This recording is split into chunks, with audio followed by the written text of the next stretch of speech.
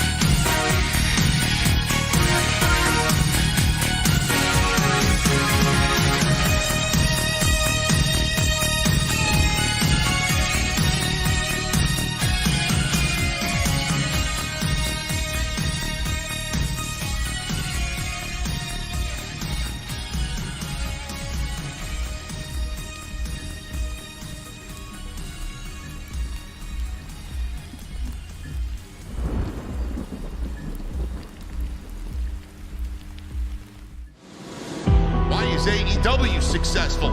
Why is Tony Khan running his promotion better than Vince McMahon and Bruce Pritchard are running Monday night and Friday night? Long-term booking.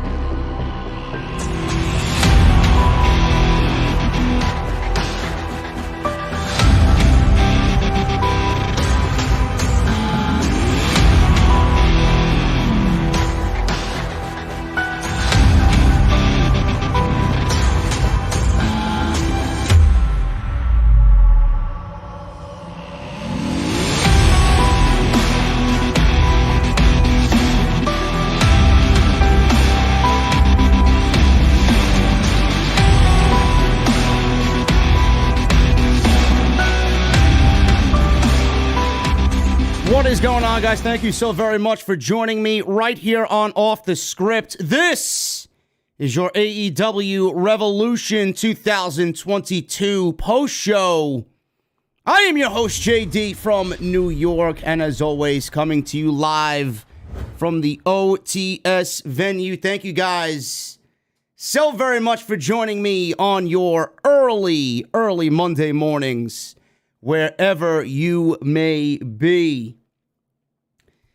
You know, man, it's a great feeling. All I'll say is that it's a great feeling. It really reminds me of what we had when Triple H did the takeovers, man. I used to come on here during the takeover shows, and I used to be dumbfounded as everybody else watching these shows. How do you talk about what was such a great fucking show tonight, you know? It's such an amazing feeling when pro wrestling gets it right. And pro wrestling, for the most part, has not been right. And I think now, tonight, after tonight's show, after Revolution, if you're not paying attention to AEW, I don't know what the fuck you're doing, man. I really don't understand what you're doing. This is exactly how pro wrestling should be tonight. It had legitimately everything that you wanted. You wanted blood, you got it. You wanted fucking violence and blood and brawls, straight up fucking fist fights, you got it. You wanted pro wrestling, you got it. You wanted great storytelling, you got it. You got a hot crowd, as always, you got it in AEW. This show from top to bottom was easily AEW's best pay-per-view of all time. Easily AEW's best pay-per-view of all time. And this is exactly what we want as a fan base from our professional wrestling. I have nothing bad to say about this show tonight. Nothing. The only negative I would say, and it was a negative that I realized was going to be a positive, was that Thunder Rosa lost the AEW Women's Championship match to Britt Baker. And then I realized what they're doing for St. Patrick's Day Slam. And then I said, oh, I see what they're doing there. So we're going to get what we wanted to get tonight in just a couple of weeks. So it's going to be a little bit of a wait there. Outside of that little hiccup, AEW Revolution was absolutely worth every fucking cent that you paid. I felt like I got my money's worth in the first hour. This was a 5-hour night. I'm going to give you guys another 2 at least here tonight. I wish I was there.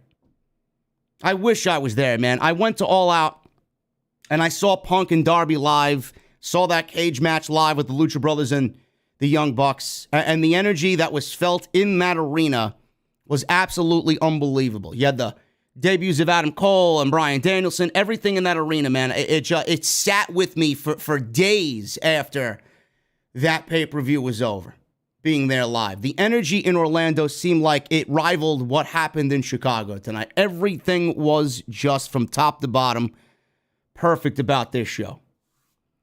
Tony Khan doesn't get enough credit, man. Everything about this show was spot on. Everything I just mentioned, the in-ring, the storytelling, even the match order was perfect. He does not get enough credit.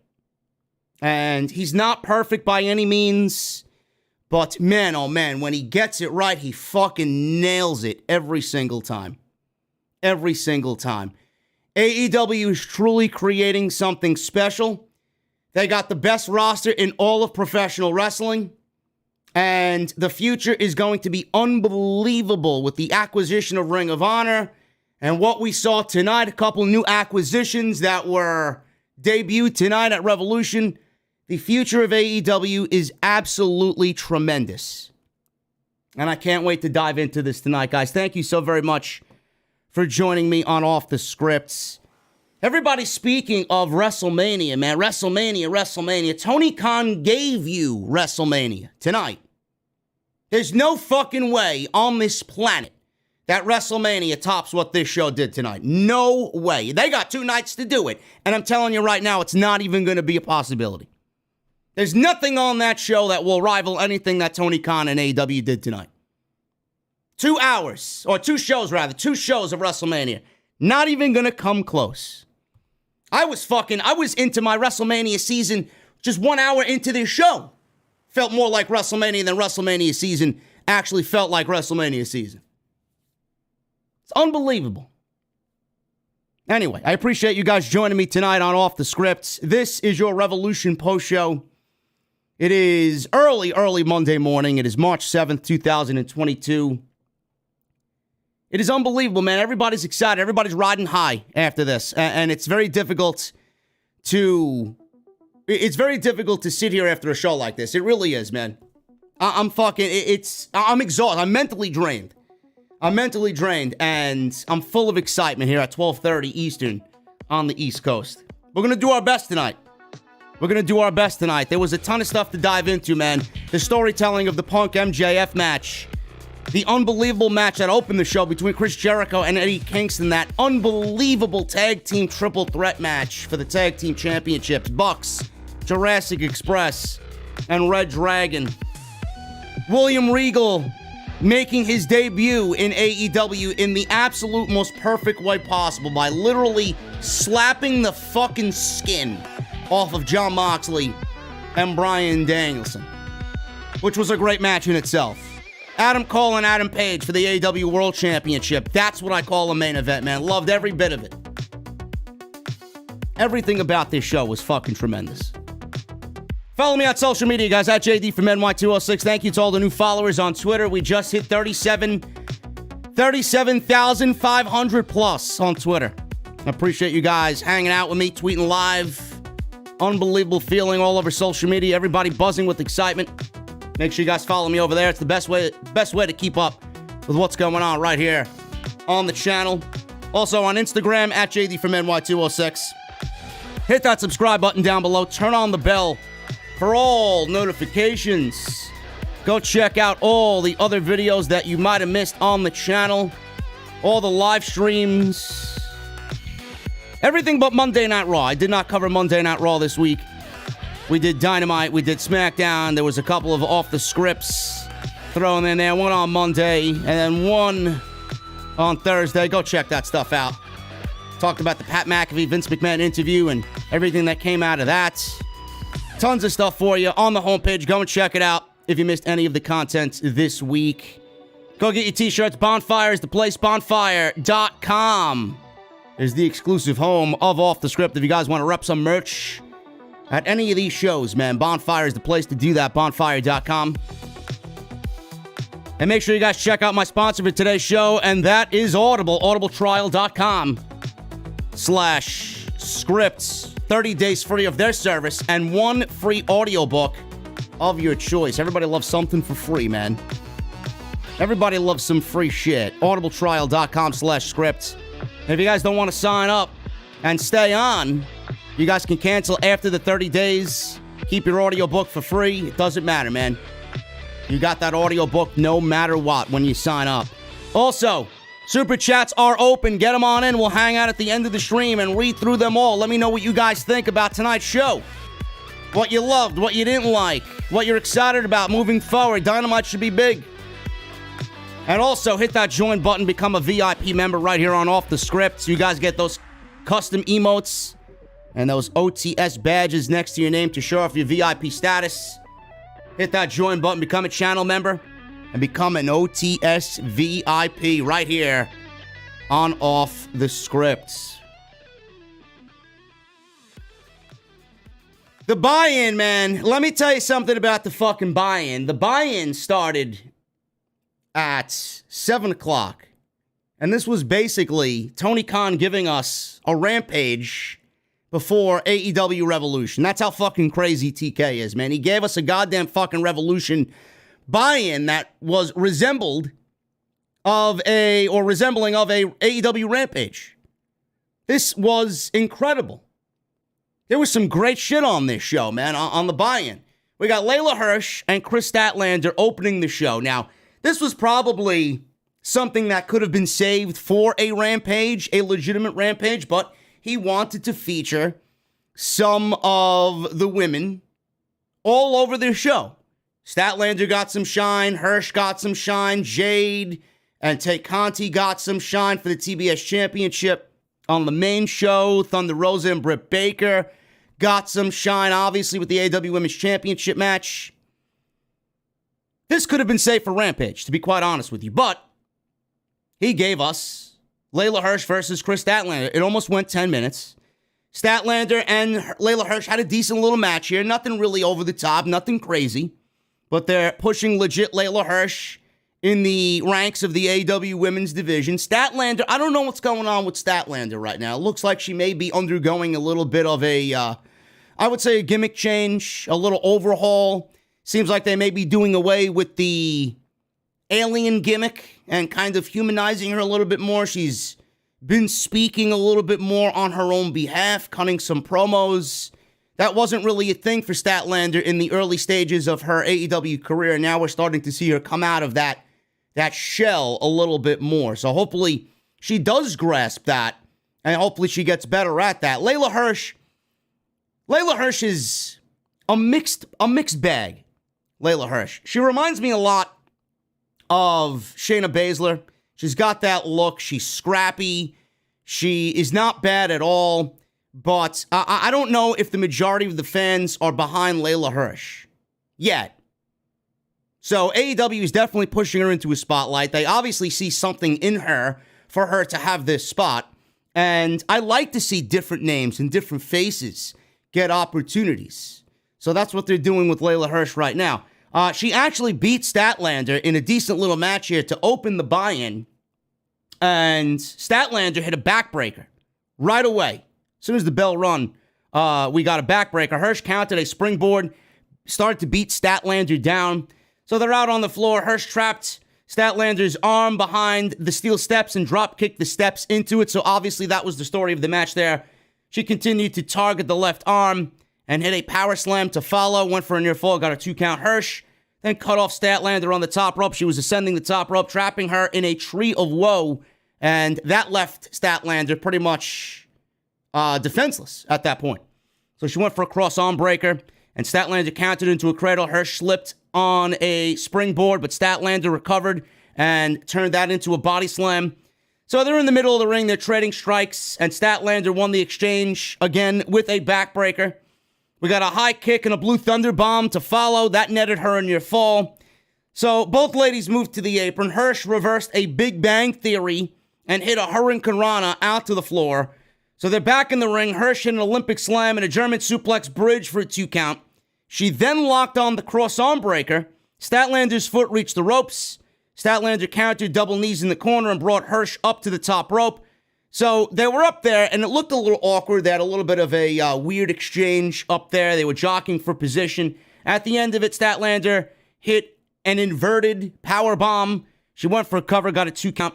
Hirsch rolled to the floor, picked up an extra turnbuckle from underneath the ring, and she hit Statlander with it. She then landed a step-up Lionsault, and that netted her the 1-2-3. And Layla Hirsch got the victory on the buy-in against Chris Statlander. After the match, Red Velvet ran down to check on Chris Statlander. So what they're doing with Layla Hirsch now is she moves into the top position in the AEW women's division. So she's one of the top contenders for the women's championship. What they have going on right now with Thunder Rosa losing to Britt Baker tonight, which I thought was kind of shocking, and then I saw what they actually were doing and setting up, and I'm like, all right, I get why Thunder Rosa lost tonight, and I'm all for it. I'll tell you why when we get to that match. But they're doing Layla Hirsch versus Thunder Rosa on Wednesday's Dynamite, and the winner of that match is going to get Britt Baker on the March 16th edition of AEW Dynamite, and that is going to be St. Patrick's Day Slam, and it's going to take place in San Antonio, Texas. So we all know what that kind of means. If you're reading between the lines there, you now know why Thunder Rosa lost to Britt Baker tonight at Revolution. This was a decent little match. I hope to see more of Statlander. She is a very good hand in that division. I'd like to see more of her. I'd like to see her in a little bit more of a prominent spot.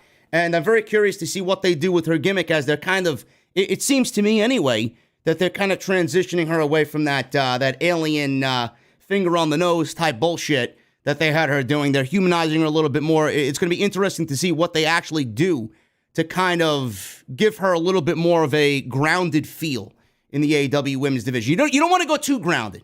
You don't want to go and abandon the entire gimmick completely. There could be little aspects of the gimmick that remain. Otherwise, she's going to feel like everybody else. So it's going to be interesting to see what they do with Statlander there. And Layla Hirsch gets the victory. She's now the number 1 contender for the AEW Women's Championship. She will be battling Thunder Rosa on Dynamite, and that will have major repercussions for the AEW Women's Championship. We saw the return of Don Callis. Big Don is back. It's always great to see Don Callis, man. Always a master of the microphone is Don Callis. Tony Schiavone was standing in the middle of the ring on the buy-in and said that he had a special guest for everybody. Kenny Omega's music hit, and everybody was like, oh my God, Kenny Omega the Cleaner is back. But why would they bring out Kenny Omega on the buy-in? Everybody was like, oh my goodness, Kenny Omega's returning. Why would you bring Kenny Omega back after a little bit of time off from injury and bring him back on the buy-in? Doesn't really make any sense. So instead of Kenny Omega, we got Kenny Omega's representation in Don Callis. So he's in the ring, and Callis yanked the microphone, of course he did, from Tony Schiavone, and asked, what were you expecting? Were you expecting somebody else? Sorry, you don't get Kenny Omega tonight, he says. Tonight, you're going to get me. So when he said that, fans, respectfully chanted, shut the fuck up to Don Callis. Always a great chant. I mean, how can't you like the shut the fuck up chants? So Callis said Omega was going to show up, but when he saw the card, he didn't, and Kenny didn't want to be anywhere near it. So he said he's confident the Young Bucks will win the tag team championships tonight. He said Adam Cole has shown up and has grown a super group within the Elite, or a subgroup. You might even call it a sleeper cell inside the Elite, he says about Adam Cole and his Undisputed Era buddies. He said if Adam Cole wins the AEW championship tonight, he'll make a nice placeholder champion. So Don Callis already watering the seeds that were already planted. You know this is going to be the major storyline going on into AEW's summer months. It's going to be whatever Adam Cole is doing with his Undisputed Era buddies against a returning Kenny Omega and the Elite. Whether that means another blood and guts match, whether that means we have these two teams battling over trios championships or the world championship with Omega coming back and Adam Cole clearly, wanting that championship still, even losing tonight against Adam Page. It's going to be a tremendous, tremendous storyline. This is their summer storyline. The Elite versus whatever Adam Cole is going to be calling his guys in AEW, the former Undisputed Era. So it's great to have Don Callis back. And it's always a pleasure to see him and hear him when he does have a microphone in his hand. But this means that Kenny Omega is probably due back relatively soon. I don't have a time frame on when Kenny Omega is actually due back, but he will be back fairly soon. That's the only thing I could really come up with here as far as why Don Callis is back. If Kenny Omega wasn't ready to come back, then we wouldn't have seen Don Callis tonight on AEW. Where are my hookers at? I know my hookers are in the chat. Hook got a huge reaction in Orlando. I don't know if you guys realize this, but Hook is really, really over. And Hook is really, really good as well. Looks like he's getting a little bit bigger as well. I don't know if you guys saw that watching the show tonight. He went one-on-one with QT Marshall on the buy-in. Taz was on commentary. And Marshall had a microphone, obviously, before Hook came out and said that he's learned during his successful career that if you want something right, or if you want something done right, you have to do it yourself.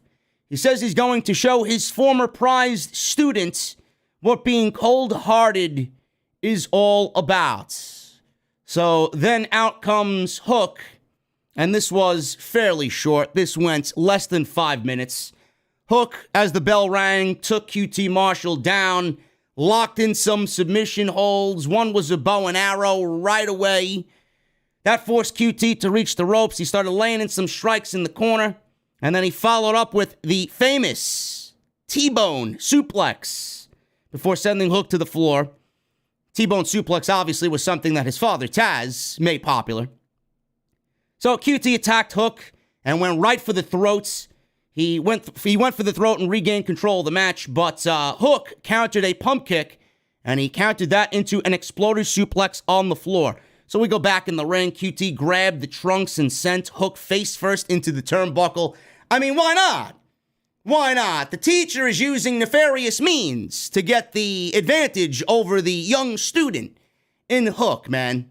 It's a great thing to see. The students following the rules and the teacher cheating his way to a possible victory. So he sent Hook face first into the turnbuckle. Suplex and an elbow drop followed. He only got a 1 count. Hook got up at a one count. Hook came back with a Northern Lights suplex. That was a bridge. You got a 2 count. QT poked Hook's eye and landed a back suplex. I found it quite hilarious that QT was, grabbing him by the trunks and using every which way to try and gain a cheap advantage, grabbing him by the trunks, throwing him into the turnbuckle, giving him the thumb to the eye, poking him in the eye. I found it to be quite funny that QT is going about all these different ways to try and beat Hook, and Hook is the one actually trying to win the match professional and clean. So after QT poked Hook in the eye, he landed a back suplex. Hook stopped QT from hitting a top rope move. Hook then landed an overhead throw, and then QT walked right into the red rum, and that was it. 1, 2, 3, submission, all over. QT tapped out.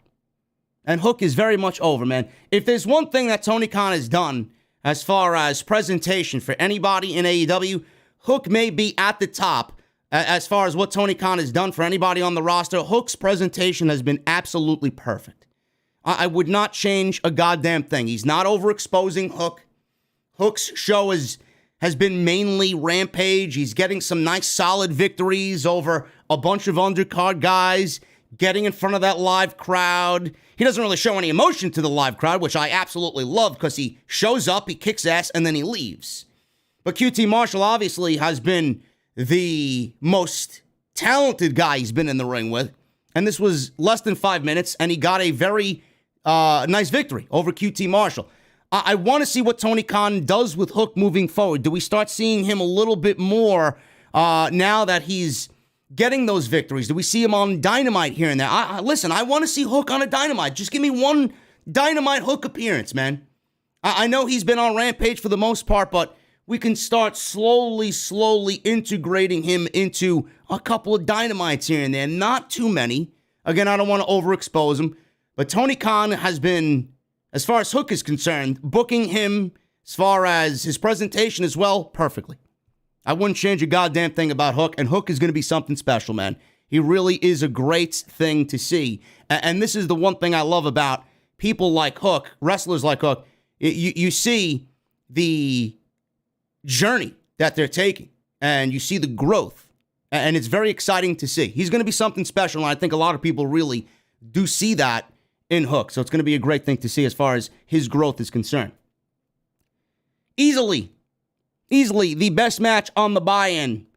The House of Black, Malachi Black, Brody King, and an in-ring debut from Buddy Matthews. This is something that I was very much looking forward to. Buddy Matthews' in-ring debut for AEW. This was against the Death Triangle. This was Pac and Pentagon Black and Eric Redbeard. Everybody was making a big deal about Eric Redbeard. He showed up on Rampage. He was the third man in replace of Phoenix because Phoenix is not ready to come back. And I saw it then, and I even felt it tonight. Redbeard is a great addition, though I don't think anybody's clamoring to see Eric Redbeard in AEW. And Eric Redbeard was only a part of this match because the House of Black were going to get the victory here, and more than likely Eric Redbeard was going to take the pinfall in this match for the Death Triangle. I don't know what Alex Abrahantes is doing, but Jesus Christ, bro. I love Death Triangle. I love Penta. I love Phoenix. I love Pac. I did not even mind Alex Abrahantes doing the whole Penta says thing. But now that Penta has turned dark, and he's a little bit more of a, I guess, I don't want to say edgy. He's always been edgy, but he's got this dark vibe to him now. Alex Abrahantes has now followed suit and now has dressed his part in this entire act. And I find it to be very weird. I find it to be downright cringe, to be quite honest with you. And I don't mean that as a knock on Alex Abrahantes. I thought he's been a very complimentary part of the Lucha Brothers. But in this role, I swear to God, man, I look at Alex Abrahantes and I look at Resident Evil 4. I get flashbacks of Resident Evil 4, man. Resident Evil 4 is my favorite Resident Evil game of all time. Okay? Some people don't like that. Some people think 1 or 2 is better. I think 4. I honestly think 4 and Village are the best Resident Evil games that they have in the entire series. But going back to Resident Evil 4, if you guys are familiar with the game, Alex Abrahantes reminds me of Osmond Sadler in Resident Evil 4. And that's not really a good thing to me. That doesn't really speak to me. It's downright awful. So I think we should move away from that. He doesn't need to change his look to fit Penta. Let Penta do Penta and let Alex Abrahantes be Alex Abrahantes. We don't need Osmond Sadler on fucking AEW Dynamite, okay? This was fucking great. This was great. The Trios Championships cannot come soon enough. This is exactly what we are going to get every single time. I'm telling you right now, man, when those Trios Championships are born and they're debuted on AEW television, the Trios Championship is going to be the most exciting championship in all of the fucking company. And it's matches like this that are going to really spearhead that division. And I'm looking at the House of Black. I'm looking at Matthews, I'm looking at Black, and I'm looking at King as the first champions of that division. It's got to be. This team, this faction are just fucking perfect together. They look incredible together. I loved Buddy Matthews' look tonight. He had the same look that he has in WWE, or had in WWE, and his same ring attire in WWE, but it was all black. And I love it. Just a little subtle change. He fits so good in with Malachi. And it's the history that is just, you know, the biggest takeaway from it. They have such great history. He's got that intimidating presence. He's got that huge fucking body structure he's got. He just looks legit. You're not going to fuck with the House of Black. You weren't going to fuck with them anyway. And now that Buddy Matthews is there, man, this guy could fucking break you in half just by looking at you. I love it. This was Redbeard's AEW debut. I don't think Tony Khan signed him to a full-fledged AEW deal. I think this was merely a one-off. He was only there to take the pinfall loss, and that's exactly what happened. He looked great, though. Eric Redbeard looked fantastic tonight, and he was very much over in Orlando. Pac and Black started it off. I mean, you can't get any better than that. They went back and forth. He did make a quick tag to Buddy Matthews with Penta tagging in as well. Give me Matthews, give me Penta one-on-one. You may have an AEW Classic on your hands. Anybody in the ring with Buddy Matthews, you may have an AEW Classic on your hands. So Penta sent Matthews to the floor with the Hurricane Rana. Matthews met him on a dive attempt, had a little bit of a rapid-fire exchange, and wrestled each other to what was a stalemate. Fans stood up and gave them a standing ovation. So then the crowd wanted the big guys to enter the match. We got Redbeard and we got Brody King. They're in the match. They traded tackles and strikes. And the House of Black took out Redbeard's tag team partners on the outside. Pac and Penta taken out. Redbeard landed a dropkick and a baseball slide, basement dropkick, before taking out the rest of the House of Black on the floor. So we got the House of Black right now. They are just beating down on the Death Triangle, overwhelming Death Triangle. Penta is getting his ass beat, and he eventually makes a comeback. They attempted to isolate him in the corner. He escaped to reach Pac, who then took out Matthews with some big style kicks. He climbed the ropes, and Black distracted, so Matthews then hit a draping DDT. King tagged in, and he absolutely chopped the living shit out of Pac. It was fucking something that just rang out in the entire goddamn arena. So, he hit a monster chop on Pac. House of Black was beating down Pac, so he was obviously being beaten down here. They were getting the heel heat on Pac. He finally reached Penta. He entered the match. He was a House of Fire, taking out all three guys in the House of Black. He took out Black and Matthews with sling blades, a Cazadora, and a Destroyer at the same time. Fucking absolutely beautiful. I think he tried to do the Cazadora on Brody King, and then in one fluid motion, hit a fucking Destroyer coming out of the Cazadora on Buddy Matthews and landed Buddy Matthews in a Destroyer. It was unbelievable. Crowd went legitimately fucking crazy for it. Penta went for the Fear Factor. Matthews countered. Redbeard got a blind tag. He came in with a somersault senton. He had a modified cutter on Black, but Matthews came in to break up the pin. Then we get everybody in there. Parade of big moves. This ended with Pac rolling Black up for a 2 count. So Death Triangle's in there. Death Triangle got the better of the House of Black here. Pac landed a big dive on the outside on Matthews. Penta wanted to do Made in Japan on the apron, but Black fought out of it. Penta recovered, hit Fear Factor on the apron. He was not the legal man, though. So Matthews took advantage of this, hit a curb stomp, and he got a near fall. So Black hit Pac with the Black Mass, and Redbeard tagged in, and he faced off with both Black and Matthews. He took out Redbeard, caught a dive, and ran into a spinning heel kick. Redbeard struggled, and he was still on his feet. He got hit with the Black Mass. He was still up. And then Black sprayed mist in his eyes, and then King hit the Fire Thunder Driver for the 1-2-3, and that was pretty much the end of it. House of Black get the victory, and this was something that I wish was actually on the main show, but we got so much happening on the main show. These guys got a great spot right leading into the actual pay-per-view, and it goes to show you how much talent the AEW roster has, how deep the AEW roster is, that these guys, Malachi, Brody King, Buddy Matthews, Penta, Pac, these guys landed on the fucking pre-show. I don't think that's a knock to them.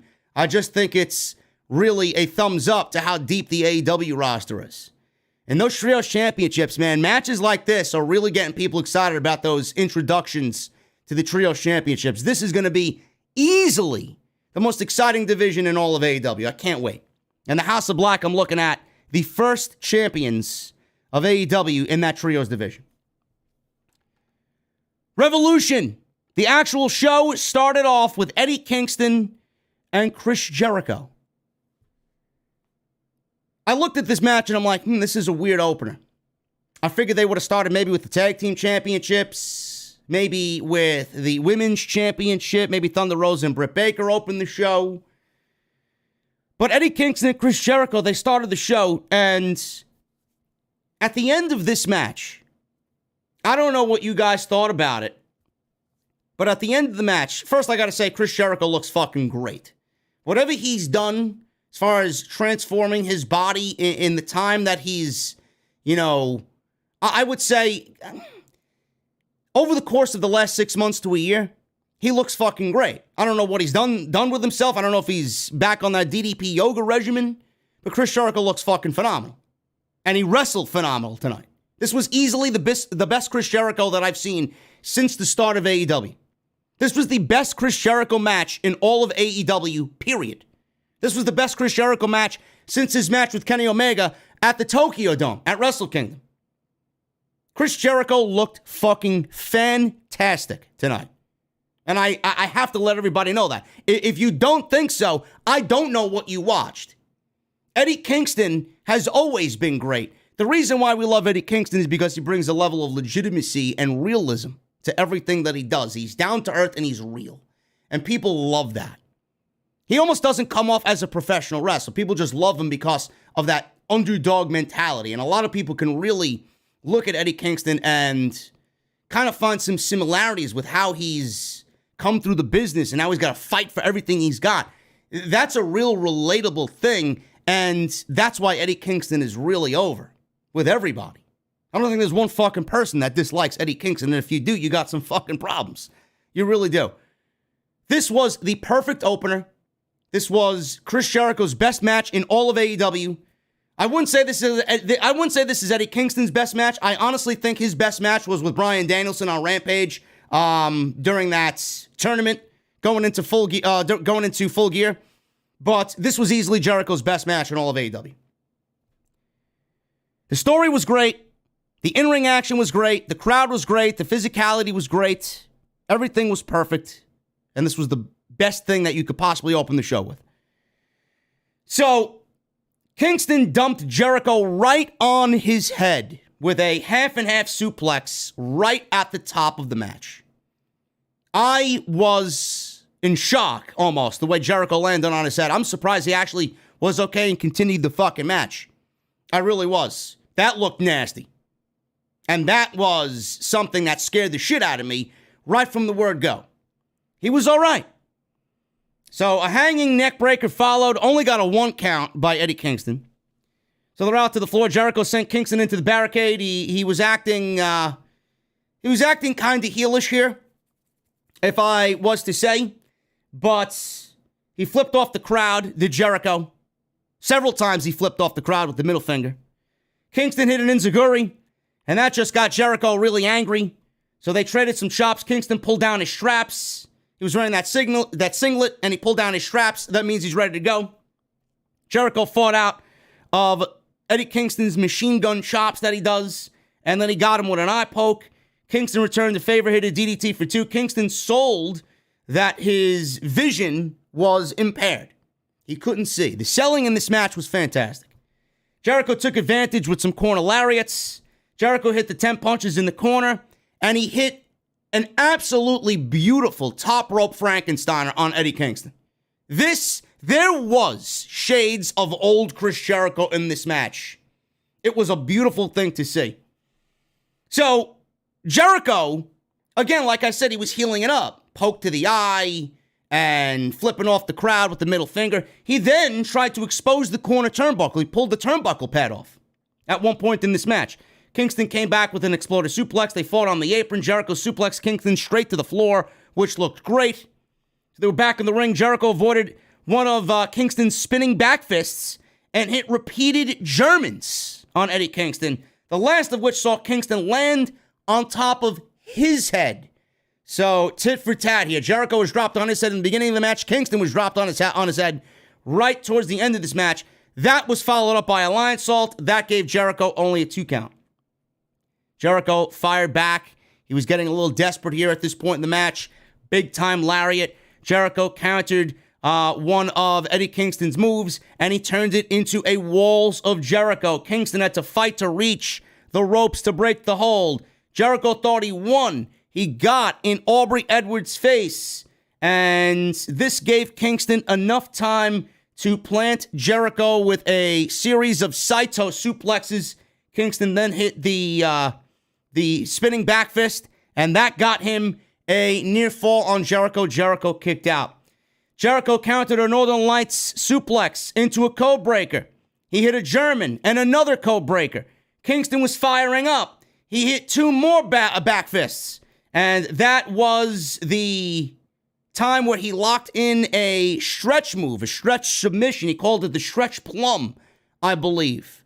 Excalibur called it the stretch plum. And this was almost like a modified Rings of Saturn. He's bending Jericho's arm back. He had his head locked.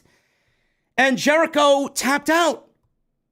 Eddie Kingston made Chris Jericho tap out to win this match. And Eddie Kingston finally wins the big one in the open of Revolution, and it was one hell of a fucking match. I loved everything about this, man. The physicality, the storytelling, the come-from-behind attitude of Eddie Kingston. Loved how Chris Jericho looked in this match. He looked fucking fantastic. I gotta say it again. I gotta just stress this again. Jericho looked great. And if we see more of this Chris Jericho, man, that's exactly what's going to turn me around. Remember when Jericho was on TV and we kind of felt deflated every time Jericho came out, and we were saying Jericho needs to kind of go away for a little bit because he's just all over the place and nothing he's really doing is generating a lot of buzz. He got himself in great shape, and he had a fantastic match with Eddie Kingston, and I want to see more of this Jericho. This was awesome. At the end of the match, Kingston, the whole thing about this was, if Kingston won, Jericho said he'd shake his hand in the middle of the ring. So Kingston was playing it up. He went over to Jericho. He put his hand out for Jericho to shake his hand. And Jericho teased it, but he pulled his hand back and walked up the ramp. So Jericho, there's that heel tendency again, that heel mentality. Poking the eye, giving the fans the middle finger. And he left Eddie Kingston hanging with a handshake that he promised leading up to this match. I don't know what this means for Chris Jericho, but it definitely leaves the door open for Eddie Kingston, and he won this match. I'd love to see Eddie Kingston continue to win these big ones in an underdog storyline where we could possibly see him vie for the TNT Championship. I think the AEW Championship scene is a little too crowded right now, and I don't think it's really going to need Eddie Kingston, but if Eddie Kingston continues to win matches, I think there's a great story to be told there with him continuing to win matches, with this one being the catalyst, and then him going for the TNT Championship and winning the TNT Championship. So we'll see what happens with that. But this was an absolute perfect opener for Revolution, and both Kingston and Jericho killed it tonight to open the show. Speaking of killing it, I know we all love AEW's tag team division. Jungle Boy, Luchasaurus, Jurassic Express, they are your AEW tag team champions. reDRagon, Kyle O'Reilly, and Bobby Fish, we know how fucking good they are. and the Young Bucks, maybe the best tag team on the planet, the Young Bucks. Triple threat match for the AEW Tag Team Championships, and if you thought the opening match was fucking great, holy shit. This may be a match of the year candidate at the end of 2022. And I'm not surprised that it comes from AEW's tag team division. And it always seemingly comes from the AEW tag team division. And I love tag team wrestling, man. I really do. Jurassic Express retains the championships in this triple threat match. This was fucking all over the place. All over the place. Now, the rules of this match were a little different from what we usually see. Normally, if you watch a WWE show and they do a triple threat match, which was a rarity in their tag team division, meaning that they don't have any fucking tag team division, usually get, one guy from each team in the match. But in this match, the rules were 2 in, 1 out of this 3-way tag team match, so anyone could tag anyone.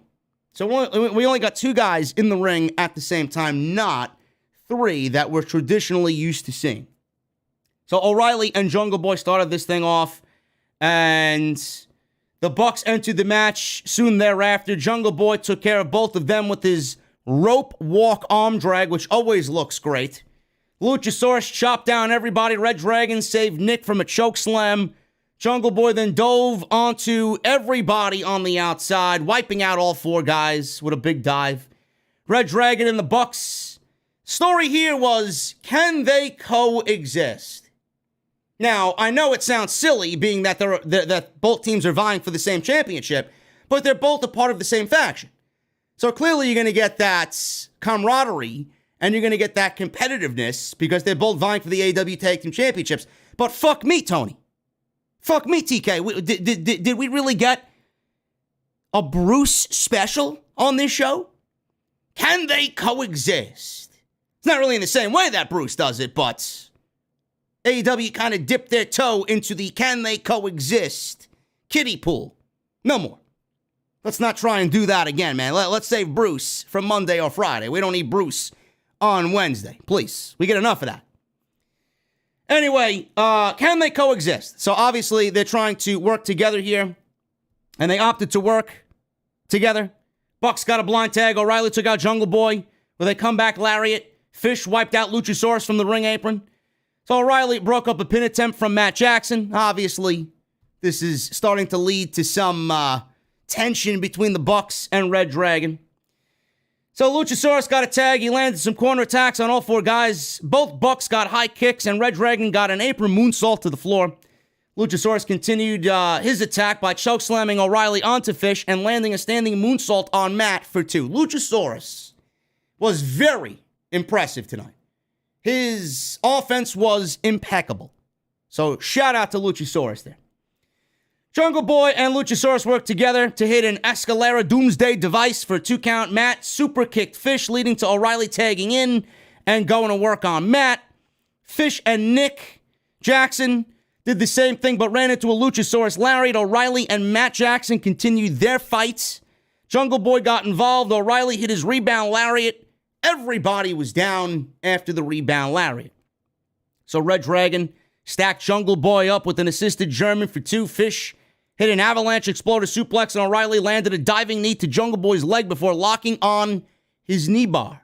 Fish landed a diving headbutt on Jungle Boy, and O'Reilly reapplied the knee bar, but Matt broke it up with an elbow drop. So tit for tat there, the Bucks and reDRagon ruining each other's spots here in this match. So I guess no more camaraderie between reDRagon and the Young Bucks. Nick started a nice little run of offense. I love Nick Jackson's just high-speed offense as well. It was fucking perfect on his behalf. He was cut off by Luchasaurus, hit a chokeslam, did Luchasaurus. O'Reilly got the big man down in a guillotine, which Jungle Boy then broke up with a shooting star press. Everybody went fucking crazy for the shooting star press. I mean, he doesn't have to do a shooting star press to break up that hole, but it's Jungle Boy. He wants to impress everybody, man. Luchasaurus covered. Nick broke up that pin. So we got Luchasaurus here, right? We got Jungle Boy breaking up that with a shooting star press. Luchasaurus went to go cover, and then Nick Jackson broke up that pinfall with a fucking top rope 450. So these guys are just pulling out all the stops here. Matt Jackson eventually grabbed one of the AEW Tag Team Championships. O'Reilly used a distraction to hit Jungle Boy with it for a near fall. reDRagon then got the high-low, which I thought could have been the end of the match. It was not, with Luchasaurus breaking up the pin. The Bucks then hit super kicks on Fish, Jungle Boy, and O'Reilly before Nick landed a step-up dive to Luchasaurus on the floor, followed by the BTE trigger. O'Reilly broke up that pinfall, and we are still going. Bucks wanted more bang for your buck, but Jungle Boy countered and hit a German. Luchasaurus then landed his step-up dive onto a pile of bodies on the outside. Matt rolled Jungle Boy up for a near fall, but then Jungle Boy and Luchasaurus hit my favorite finishing move in all of tag team wrestling right now, the Thoracic Express for the 1, 2, 3, and that was it. Tremendous tag team title match. AEW doesn't do triple threat matches often. We got one on Rampage with Darby, Sammy, and Andrade, which was fucking fantastic. Maybe one of the best Rampage matches yet on Friday night. And that was a tremendous triple threat match. We got a tremendous triple threat match here with these guys. All 60 of these guys absolutely killed it. And the right outcome. Jurassic Express wins this match. It's way too soon to take the championships off Jurassic Express. You don't need... I actually predicted reDRagon. And I think I said that because I got a close place in my heart for Kyle O'Reilly and Bobby Fish. They're fucking great. Young Bucks don't need the tag team championships. And at the end of all this, I saw Jurassic Express win, and I'm like, good. They're a great fucking tag team. They only had the title for 2 months. And Fish, O'Reilly, and Young Bucks do not need the tag team championships because they're going to enter a feud all to themselves. It's going to be the Undisputed Era. I hate calling them that, but that's what they are to me. They don't really have a name, a stable name yet, because they're a part of the Elite. It's going to be the Undisputed Era guys against the Elite guys, and that you don't really need the tag team championships for. So I'm glad Jurassic Express won. Jurassic Express is still your tag team champions. And I hope to see Santana and Ortiz slowly creep up the rankings. And then maybe we get Santana and Ortiz versus Jurassic Express for those AEW Tag Team Championships going into Double or Nothing. But the tag team division, from what I see, is in very good hands with Jurassic Express. Jungle Boy is incredible. And Luchasaurus had a big night for himself. Man, he looked fucking great tonight. So kudos to those guys. First 2 matches, you could not ask for 2 better matches to open up a pay-per-view. So AEW right out of the gate is on fucking fire for Revolution.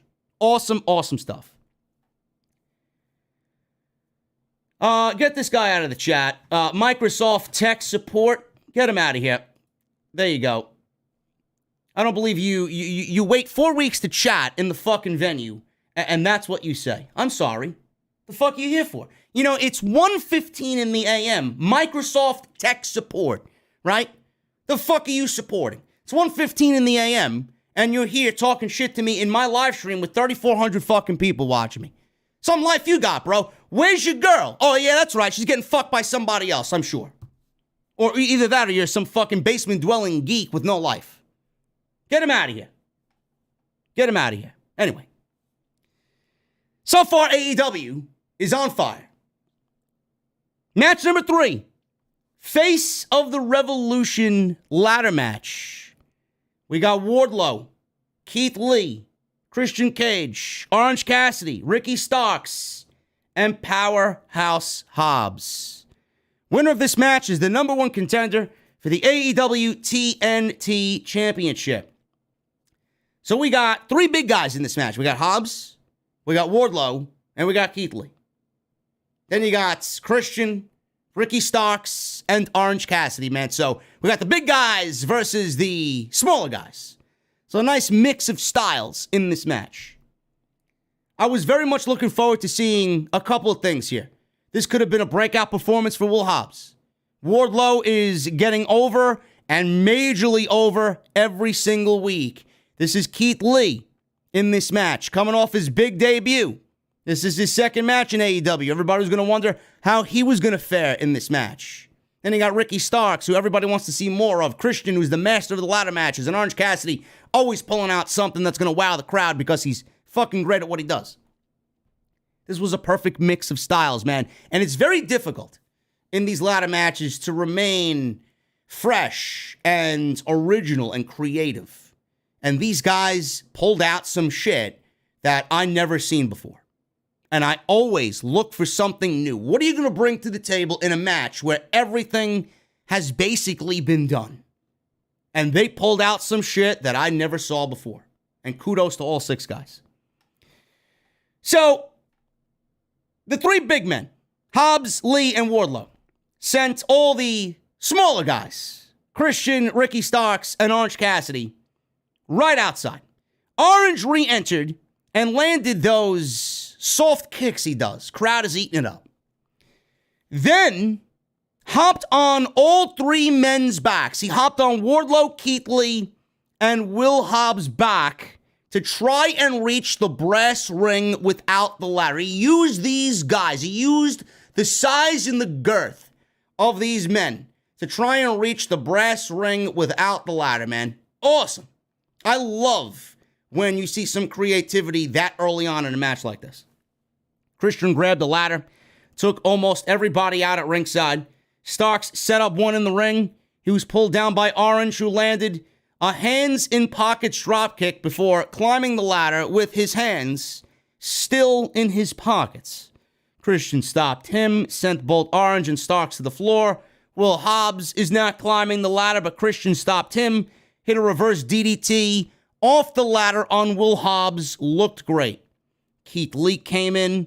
He's showing you his athleticism. He leapfrogged over Starks and Christian, which is fucking impressive to see, man. A guy like Keith Lee doing a goddamn leapfrog over not 1 but 2 guys. Took them both out with a flying crossbody. Crowd went crazy. He caught Orange Cassidy in a hurricanrana as he came off the top rope and used him as a weapon. Lee climbed. Wardlow challenged him to a fight in the ring. So Hobbs took both of them out with a ladder strike, and then he faced off with Ricky Starks, who is his stablemate in Team Taz.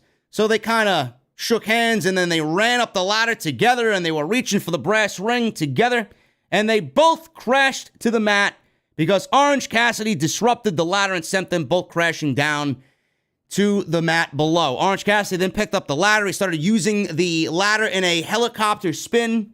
Wardlow and Lee stopped the helicopter spin from Orange Cassidy and grabbed both ends of the ladder. Hobbs trapped Lee behind a ladder in the corner and tossed Orange onto the ladder. So we got Will Hobbs here. He then climbs up the ladder. Now just envision this. Keith Lee is in the corner, laying down in the corner. The ladder is propelled in a horizontal way, leaning against the turnbuckle. Underneath it is Keith Lee. Will Hobbs is then climbing this ladder as a staircase, and he's got Orange Cassidy up on the ladder in a superplex off the ladder. Now, you probably didn't notice this when you were watching the show, but with Keith Lee underneath the ladder, this is a terrifying spot for a guy the size of Will Hobbs. To do that to Orange Cassidy, Keith Lee was underneath the ladder, and he was holding the ladder down. So I'm looking at this and I'm like, that's the man right there. Keith Lee is very attentive. He's the fucking man. He held that ladder down in the corner so that Will Hobbs could superplex Orange Cassidy off the ladder while it laid horizontal in the corner. Excellent stuff. Really good stuff there. So Christian, after the superplex, speared Hobbs onto a ladder bridge. Starks dove through the ladder and took Christian out with a spear of his own. Wardlow cut him off as he was trying to climb up. So it was just Wardlow in the ring climbing, and he continued to climb up even with Starks and Orange on his back. They jumped on his back, and he started to climb up the ladder a little slower, obviously, with both guys on his back, but he started to climb up the ladder with both guys on his back. Hobbs met him at the top. Lee set up another ladder next to them. All 6 men climbed. So we got Orange Cassidy, Christian Cage, Keith Lee, Starks. They all fell off, leading to Wardlow and Hobbs meeting at the brass ring. So they started fighting each other at the top of the ladders, big punches left and right, and they both crashed to the canvas. So Lee threw Orange onto Starks and Christian on the floor. He overshot Orange Cassidy. He fucking launched Orange Cassidy over the top rope. He hit hard way right on the edge of the entrance ramp on the floor outside. Looked brutal. Back in the ring, Starks hit Christian with a low blow, climbed up. Wardlow came back into the ring, and then all of a sudden, Danhausen comes into the ring, and he cursed both Starks and Wardlow. I guess he cursed Starks because Starks didn't win the match. Wardlow was immune to Danhausen's curse. So Cage climbed the ladder. Wardlow cut him off with a powerbomb. Wardlow jumped his way onto a ladder bridge and powerbombed Starks onto it. Wardlow then climbed and unhooked the brass ring to win. Now, what happened to Will Hobbs and Keith Lee? They were not a part of this melee in the middle of the ring. Hobbs and Lee fought up the ramp to where the announce team was. So Wardlow was up there before he won the match. He tackled both of them off the stage, and they both went crashing through tables. And then Wardlow made it back into the ring and ended up winning the match as he powerbombed Starks onto a ladder bridge, folding him up like a fucking accordion. And Wardlow climbed up. He unhooked the brass ring, and that was pretty much it. Wardlow is now the number one contender for the TNT Championship. Excellent ladder match. There was a spot in this match as well that I forgot to mention where Orange Cassidy, I believe it was the part where Keith Lee and Will Hobbs, or it might have been Wardlow, I forgot which one, they grabbed the ladder after the helicopter spin, and he flipped forward up onto the ladder and tried to grab the brass ring while both of these guys are holding the edge of the ladder. Fucking incredible spot. I wish I found the gif of it. I wanted to tweet it out to everybody. This was a great ladder match, really fun. Everybody fit their roles well, and nobody, especially with the big men in there, you don't really think of a ladder match with guys this size in there. They all fit into this match perfectly. Nobody looked out of place, and Wardlow wins. Wardlow is the right guy to win this. Will Hobbs, his time is going to come. He looks phenomenal, does Will Hobbs. Christian Cage was only in there because it gives the match that veteran presence and that veteran experience. Ricky Starks, who doesn't want to see more Ricky Starks? Let's throw him in there. Keith Lee, this is a good spot for Keith Lee as well. You know, it doesn't overexert him too much. You know, he could work a slower style. He doesn't have to go in there and wrestle a 20-minute match. And he could take some spots here and there to rest. And even though a lot of people predicted him to win, he didn't win, and it doesn't really matter because he didn't really suffer a pinfall loss here. He was a part of the match, and he was in there, didn't suffer a pinfall, and he's going to show up, and he's going to continue to dominate like he usually does. And then Wardlow, this is the guy that's going to win the match. This is the guy that was always going to win the match. Number one contender for the TNT Championship. And it's going to be very interesting to see where they go with this because there was a little back and forth between MJF and Wardlow, where Wardlow at first was supposed to win the TNT Championship and then give it up to Max. But MJF said, you know what? I'll tell you this. You win that ladder match and you win the TNT Championship. If you win the TNT Championship, I'll let you keep the TNT Championship. And then he left. He left at Wardlow. Yeah, you're not going to win it anyway. I'll give it to you. I'll let you keep it, but you're not going to win it anyway. So just keep that in mind. Keep that in mind. Wardlow, remember that from Rampage and Dynamite rather, and he went on to win this match. So this is all playing into the long-term plan for Wardlow and MJF. So this was the right outcome. Nobody should have won this match but Wardlow, and I'm very excited to see where he goes, man. He is incredibly over. Wardlow is incredibly over, and it's really a beautiful thing to see. The fans getting behind him so much, man. He's looking really, really good. AEW is going to have a major, major, major babyface on their hands when Wardlow is at that position and ready to just fucking break out. Tony Khan is going to have a major babyface on his hands, and it's a beautiful thing to see because, you know, he started from the ground up being a henchman for MJF, and he's starting to break out on his own. And this, I would say, you know, a lot of people say AEW doesn't build from within and they don't have any homegrown talents that are going to get over as big, legit superstars. Wardlow is case in point. he's a homegrown guy. He's an AEW guy. Started from day one. And now look at where he is. The journey to watch Wardlow from where he was to where he is now is a fucking great thing to see. And I'm very excited to see where he goes. And this feud with MJF, man, coming sooner rather than later. Shane Strickland. He's now All Elite. Shane Swerve Strickland signed his AEW contract tonight. Tony Schiavone introduced him and brought him out as AEW's newest acquisition. This was great. I'm glad that he didn't get added to the show in a surprise element. There were some rumors that he may be a surprise seventh man in the ladder match. And I'm glad that they ushered him out and had him sign a contract, making it a formality here tonight with Tony Schiavone. And I love this signing. I really do. So he offered Shane Strickland a contract. Strickland walked out in a suit. He looked great. And he looked around with his sunglasses on. And he encouraged fans to chant along with him, "Whose house is it?" And everybody in Orlando chanted, "Swerve's house." Now, he's not going to get over it all. Swerve is not going to be over on AEW television, man. I don't know what WWE is missing out on here.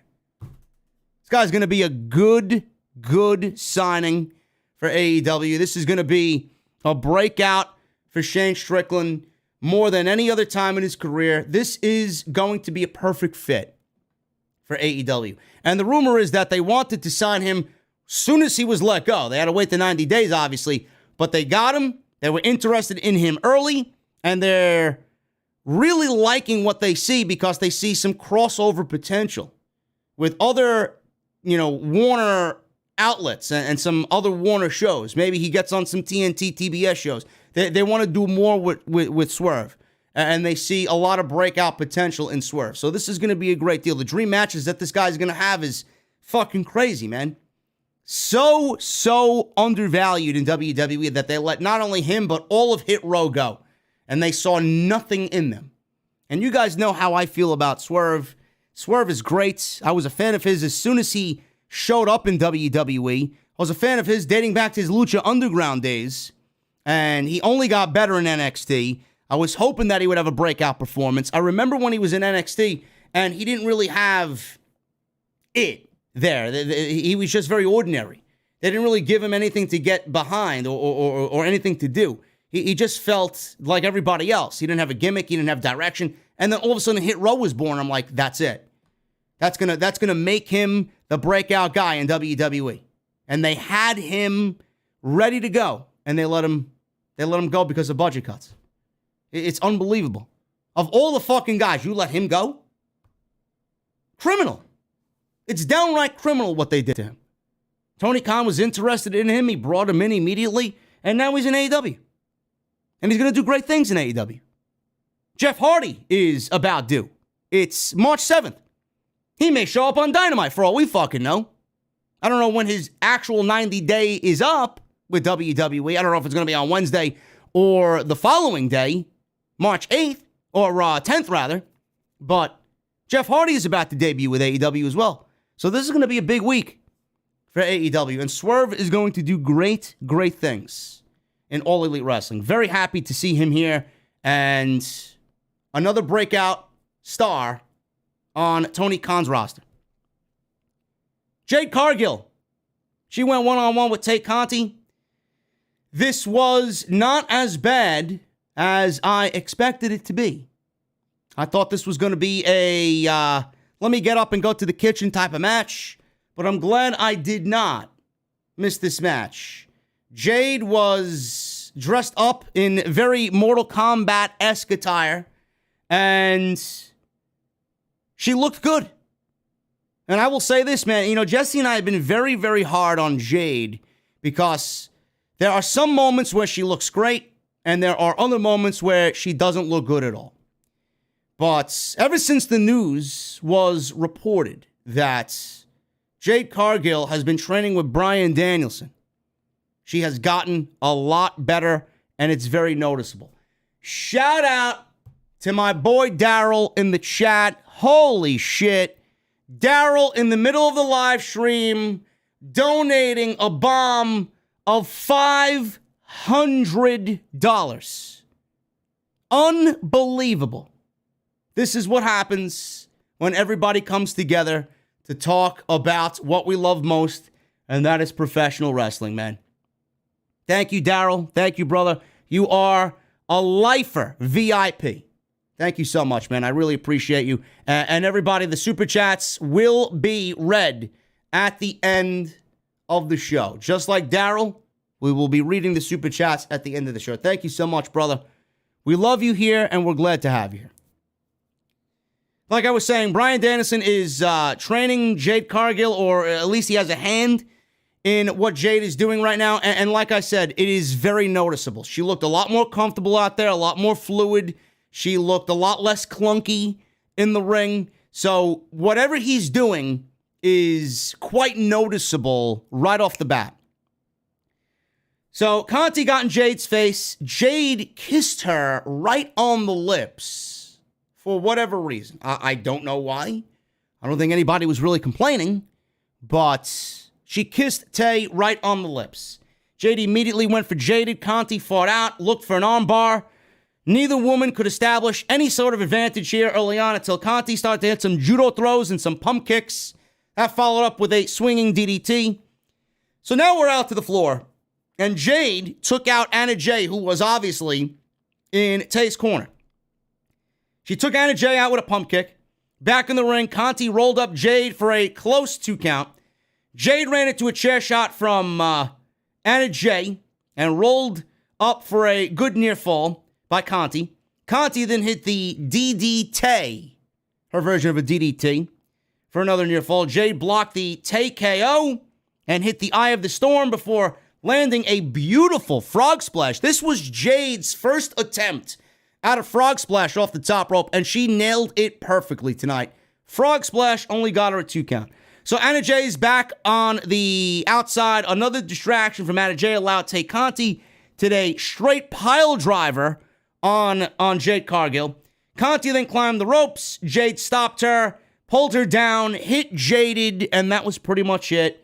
1, 2, 3, and Jade Cargill easily retains the AEW TBS Championship.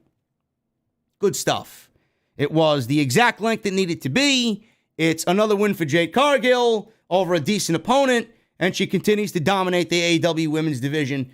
At the end of the day, you have to wonder who's going to take down Jade Cargill and take that TBS Championship away from her. At this point, I don't know. I don't really know. We got the Women's Owen Cup coming up. I don't know what Tony Khan is going to do for that tournament or what the winner of that tournament's going to get. It may be a trophy and a title shot. It may be just a trophy and no title shot. I have no idea. But I do think the winner of that tournament should really be the number 1 contender for the TBS Championship and Jade Cargill. Whoever wins that tournament, I don't know.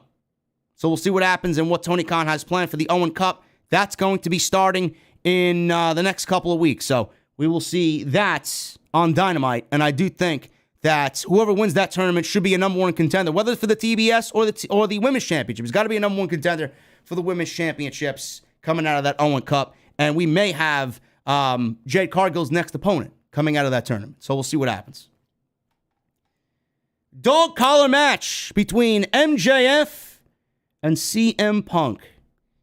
I saw a lot of people on Twitter tonight complaining about several different aspects of this match. Oh, it's too slow. Oh, it's too bloody. Oh, it's boring.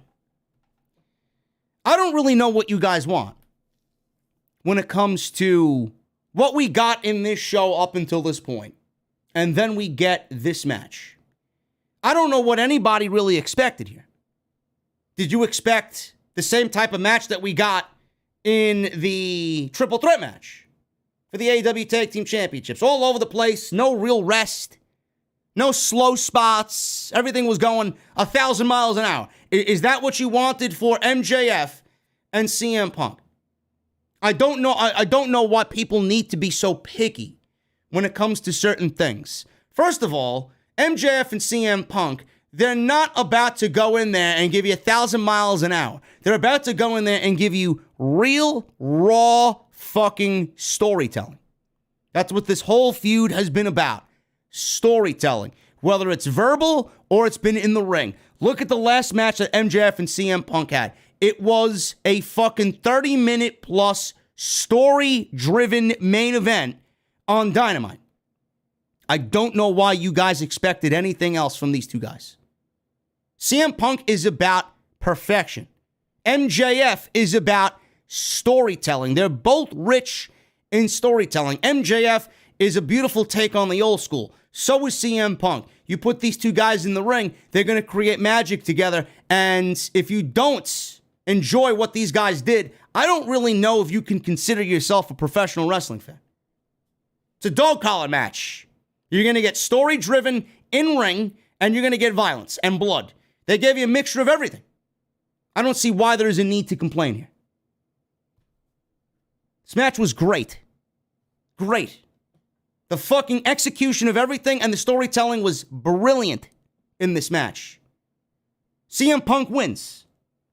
And I'll go over why I don't mind CM Punk beating MJF here. It all kind of led up to CM Punk winning. After Dynamite and the promo that we saw from Punk on Rampage, there was no other choice but for CM Punk to win this match. MJF is going to be fine. Don't worry. MJF is going to be fine. So, they both had the dog collar around their neck. Obviously, you see the dog collar tied at both ends. Both guys tied at both ends, and you got this long metal chain. You guys know a dog collar match. I don't need to go over the rules. It's just a regular match with both guys tied around the collar, and you could use the chain as a weapon in the match any which way you want. There's not really any way you could go without the other guy, so it does make for some compelling in-ring action. Punk tried to pull MJF in to him using the chain. MJF whipped it into Punk's face. Punk was able to hang MJF over the ropes a couple of times with the dog collar. He then used the ring post as an assist in this case to drive MJF into the turnbuckles. He wrapped the chain around the steel post and started using it as an assist to drive MJF into the turnbuckle.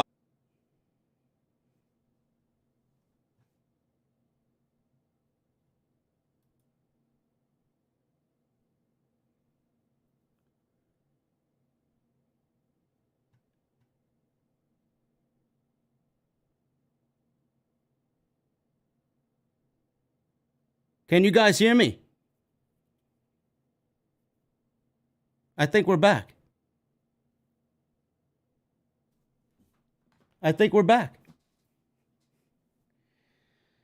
Let's throw on some music here, man. Lighten the mood. Tweet the shit out!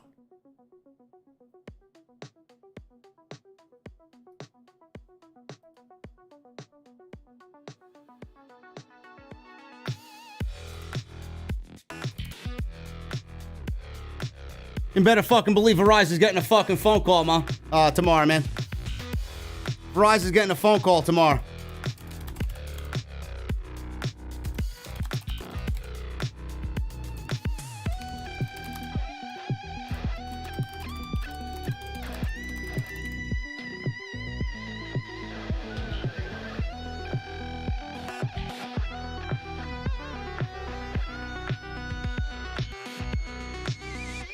Let's get everybody back in here!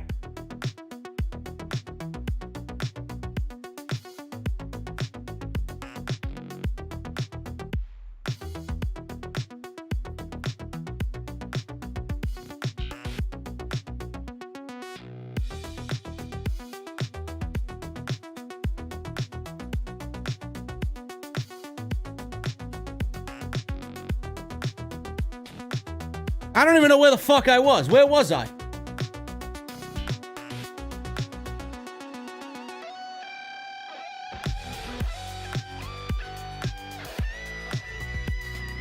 I think this is a good time to just let's calm down a little bit. This is a live show, guys. This is a live show. Shit's gonna happen beyond my control. Internet goes out. Nothing I could do about it. I had to run downstairs to the living room and reset the router, so that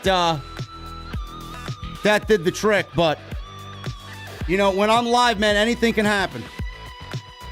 Anything can happen. We might as well just continue on with the show, man. I appreciate you guys sticking by.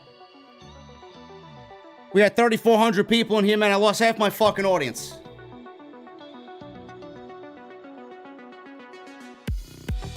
Listen, I appreciate you guys for sticking with me, man. Again, follow me on Twitter at JDfromNY206. That's Twitter and Instagram. Hit that subscribe button if you have not done so, man. Hit that thumbs up. We got 1,500 likes. You guys are killing it with the likes. You guys are killing it with the super chats. Continue to get them on in. Continue to join the channel and become a channel VIP. We're going to finish this up because I don't want it to happen again. All right. Let's get into the CM Punk and MJF match.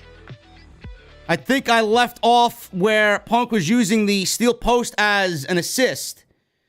He wrapped the steel chain around the post and he dragged MJF into the turnbuckle. He went up a little bit late. Let's speed it up. A little bit later into the match, he climbed the top ropes. He had wrapped the chain around his elbow. MJF avoided an elbow drop. MJF then rolled to the floor and he pulls out a small black bag. Now, you guys usually know when you pull out a small black bag from underneath the ring, in the black bag, there are thumbtacks. Always. Either that or Lego pieces. I think I would rather take the thumbtacks over the yellow or over the Lego pieces. So he pulls out a bag of thumbtacks. He pours the thumbtacks in the ring. He empties the bag. He landed Punk's rising knee in the corner. So he's using Punk's own moves against him. Punk countered the Bulldog by biting MJF's hand. MJF tried to knock Punk down into the tacks. There were a couple of near close encounters where Punk was going to fall over onto the thumbtacks. So that went back and forth. Punk wasn't going into the tacks at this moment. They teased doing some moves onto the tacks. Punk tried to do a suplex. He wasn't strong enough to get MJF over. MJF did the same thing. Couldn't get Punk over. Punk finally took MJF down with a high kick. So now they're on the top rope. MJF was about to be Pepsi plunged into the thumbtacks. And then he crotched Punk over the top turnbuckle before hitting a superplex onto the thumbtacks for a near fall. So Punk went into the thumbtacks. More of his ass went into the thumbtacks than his actual skin and his back. So he did go into the thumbtacks. So the chain became unhooked from MJF's collar. So MJF called for Wardlow to come down to the ring and officially put the chain back on him. Wardlow came out. He had just won the ladder match earlier in the night. Comes strolling down to the ring nonchalantly. And he had this suit on. He looked really, really dapper, did Wardlow. MJF demanded the Dynamite Diamond ring. So he goes into his pockets. He can't find it. Where did I put the Dynamite Diamond ring? He's going into his pockets in his jacket. And then he's like, I don't have it. I don't have it. He couldn't find it. Punk used the distractions at MJF with the GTS. With MJF taking this bump onto the tack. So he got hit with the GTS, and then he falls into the thumbtacks off the GTS. Wardlow, all of a sudden, suddenly finds the Dynamite Diamond ring in his right pants pocket. He pulls out the Dynamite Diamond ring. He does one of these deals, and then he slips it into the ring. Now, he doesn't give it to CM Punk. He slips it into the ring. Punk uses it, knocks him out, and boom. That was it. 1, 2, 3. MJF takes the pinfall loss from CM Punk, and CM Punk wins what was a very bloody and very storyline-driven match with this dog collar match at Revolution. Awesome, awesome stuff. And CM Punk is the victor. Now, a lot of people are questioning the outcome of this match. Was it right for Punk to win over MJF? And at the end of the day, I'm going to say yes. MJF winning this match, I honestly think it would have made Punk look a little weak if he lost this match, especially after the suckering in of CM Punk by MJF, kind of developing sympathy for MJF, and then he turned on him. If MJF, went on and won this match, then I don't think Punk really would have looked good in the end here. And you don't want to make CM Punk look bad. So he had to get the victory. He got his revenge over MJF for now. This is it. This is the end of it for now. But there is an open door for this to continue on and for MJF to get his victory back over CM Punk.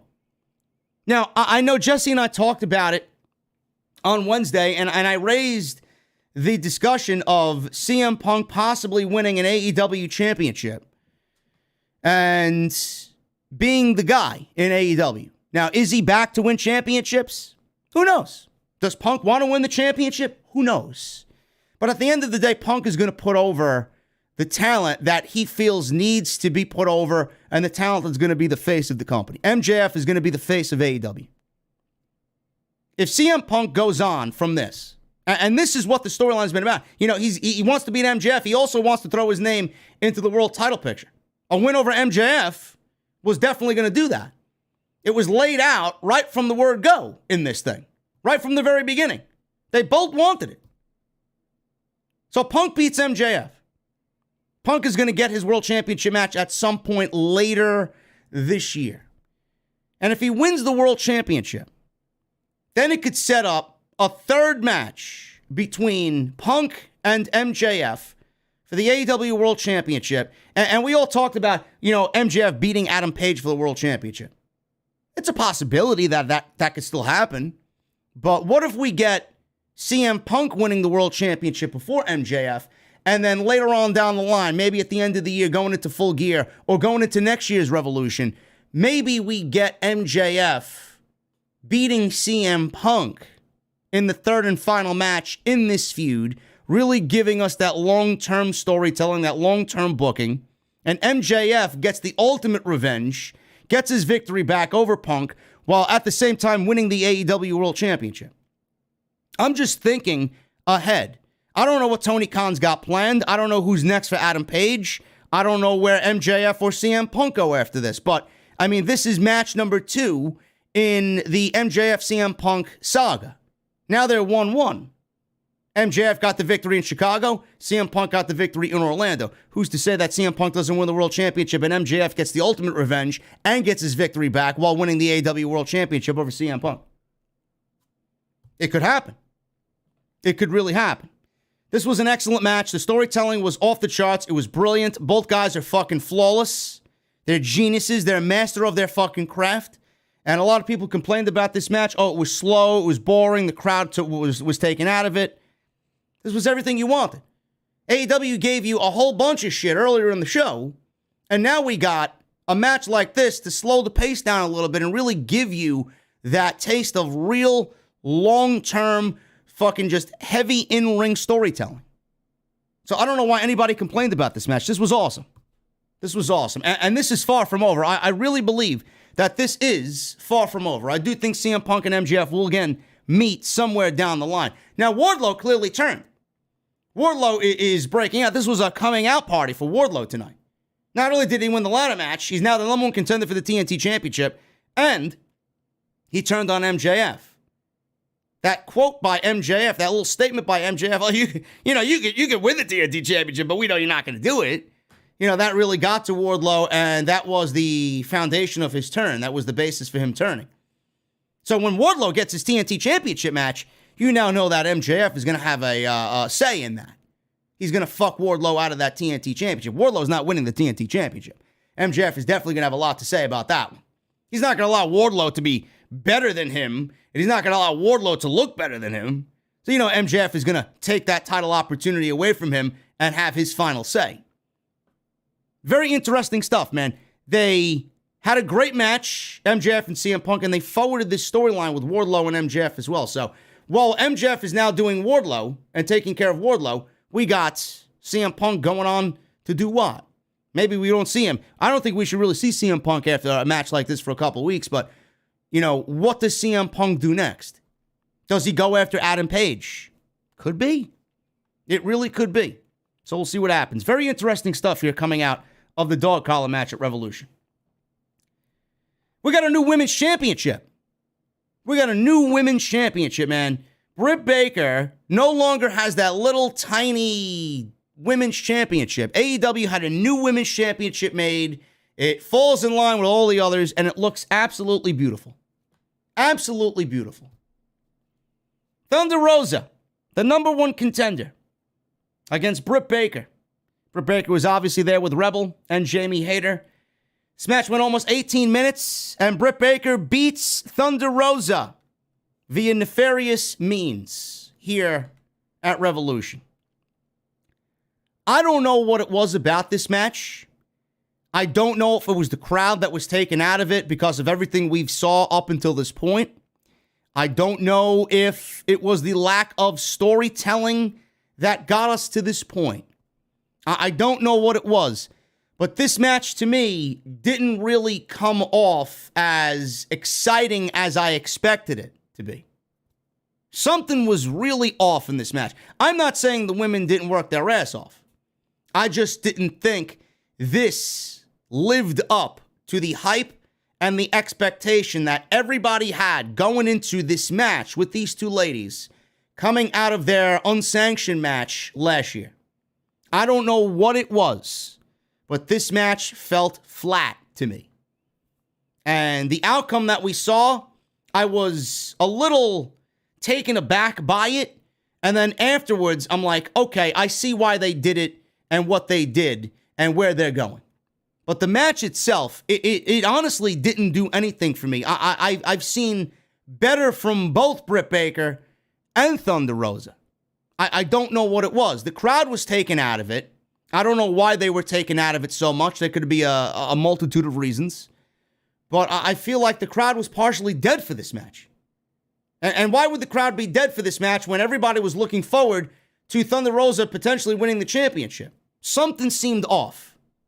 There was a rumor about Thunder Rosa maybe being injured. She dumbed down those reports, saying that it was bullshit. I don't know what it was. It just felt like both ladies were not on the same page. And the reports about Thunder Rosa being hurt, she may be hurt, but she dumbed down the reports and said that she really wasn't hurt. And people in the back vehemently expressed that Thunder Rosa was not hurt and she was going to continue on with this match. I don't know what it is. But the match did not feel as special as it should have felt tonight at Revolution. And the story, I feel like the whole story about this match going into the title match tonight, I really felt like it was kind of rushed. Honestly, they included Mercedes Martinez in this, and they had Britt Baker hire Mercedes Martinez to take out Thunder Rosa, and Thunder Rosa and Mercedes Martinez fought, and then they kind of became friends, and they respected each other after that, and they were helping each other out. There's not really much there coming out of the unsanctioned match. I felt like it should have been a much bigger deal. A much bigger deal. I wouldn't have even done the match tonight if that was the case, but Tony Khan has a vision. And I'll get to what that vision is in just a second. It did not click with me at all. At all. Very off was this match. Neither woman really established anything early on, and they went back and forth for a little bit. Baker avoided a corner elbow, hit a neck breaker on Rosa to hit that and gain the advantage. She distracted the official in this match. Jamie hit her on the outside, attacked Thunder Rosa. Baker continued to own Thunder Rosa up until this point, using obviously illegal tactics to maintain the control in this match. Rosa finally started to make a babyface comeback after a decent little beatdown. Came back with the German. She followed it up with some drop kicks to Baker's back and then to Baker's front. Northern Light suplex was nailed for a 2 count. Baker countered an iconoclasm into an air raid crash for a 2 count of her own. She then hit a pendulum suplex, which looked sloppy, for a 2 count, and then a butterfly suplex for another 2 count. Rebel passed Baker the black glove. It's time for the lockjaw. Rosa surprised her with a running dropkick. She then hit a superplex and floated over into a fireman's carry neckbreaker. Sliding lariat got her a 2 count. Baker fought out of a fire thunder driver attempt. Hit a neckbreaker and an underhook suplex for 2. Then they traded back and forth cradles. Baker hit an avalanche air raid crash. Rosa went for a tombstone, but Baker countered it. Then Rosa rolled through for another cradle. Then she eventually hit the tombstone. And Rebel distracted the official as Rosa got the 3 count, but clearly the referee was distracted by Rebel, and the count was not made. Rosa took care of Rebel before they traded more cradles back and forth. Jamie Hayter passed Baker the belt. Baker hit a curb stomp onto the belt on Rosa for a near fall. Baker went for the lockjaw. Rosa turned it into a lockjaw of her own. Then Britt Baker bit down on her fingers to break the hold. Rosa then transitioned it into a straitjacket sleeper. Rebel distracted the official as Baker was tapping. Rosa then speared Rebel to the floor. Both ladies hit hard. And then she took Jamie Hayter down with a vicious lariat. Rosa came back into the ring, and Baker hit the curb stomp as Rosa re-entered the ring immediately. 1, 2, 3. And Britt Baker retains the AEW Women's Championship. This was off. Something about this felt off. Britt Baker gets the victory. Obviously, Jamie Hayter and Rebel were a big assist to Britt Baker. Like I said before, AEW announced Layla Hirsch versus Thunder Rosa for the AEW number 1 contendership to the Women's Championship on Dynamite. The winner of this match gets Britt Baker in San Antonio, Texas at St. Patrick's Day Slam on March 16th. So it will probably end up being Thunder Rosa and Britt Baker again for the AEW Women's Championship. Now, when Jesse and I talked about this, we called either for Revolution or Double or Nothing, Baker versus Thunder Rosa in the main event of either one of those shows in a steel cage match. Now, it looks like we are fast-tracking Thunder Rosa to get her rematch not at Double or Nothing, but at St. Patrick's Day Slam. This is why I love these themed shows. It gives Dynamite a meaning, and it makes it a bigger feel. Makes it more important than a regular Dynamite. So these theme shows obviously pay off very well for Tony Khan. We're going to get the steel cage match. I truly believe we're going to get the steel cage match on Wednesday's Dynamite. I do. I think it's going to be Rosa and Baker in the main event in a steel cage match, and Rosa's going to win the Women's Championship in her hometown of San Antonio, Texas.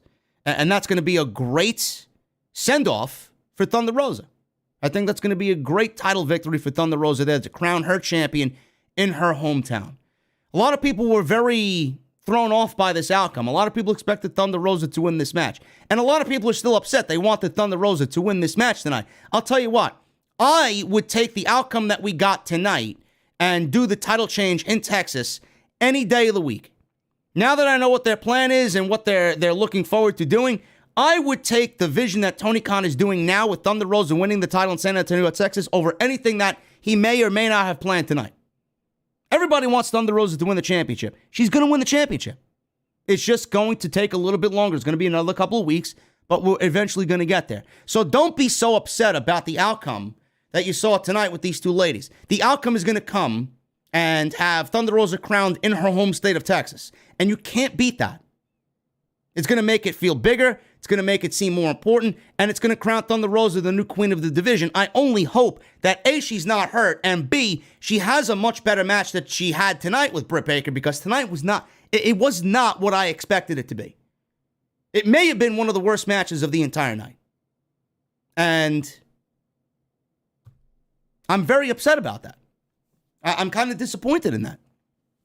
But if there's anything that's going to happen here, both of these ladies are going to look back at this and they're going to come out firing with all cylinders on St. Patrick's Day Slam.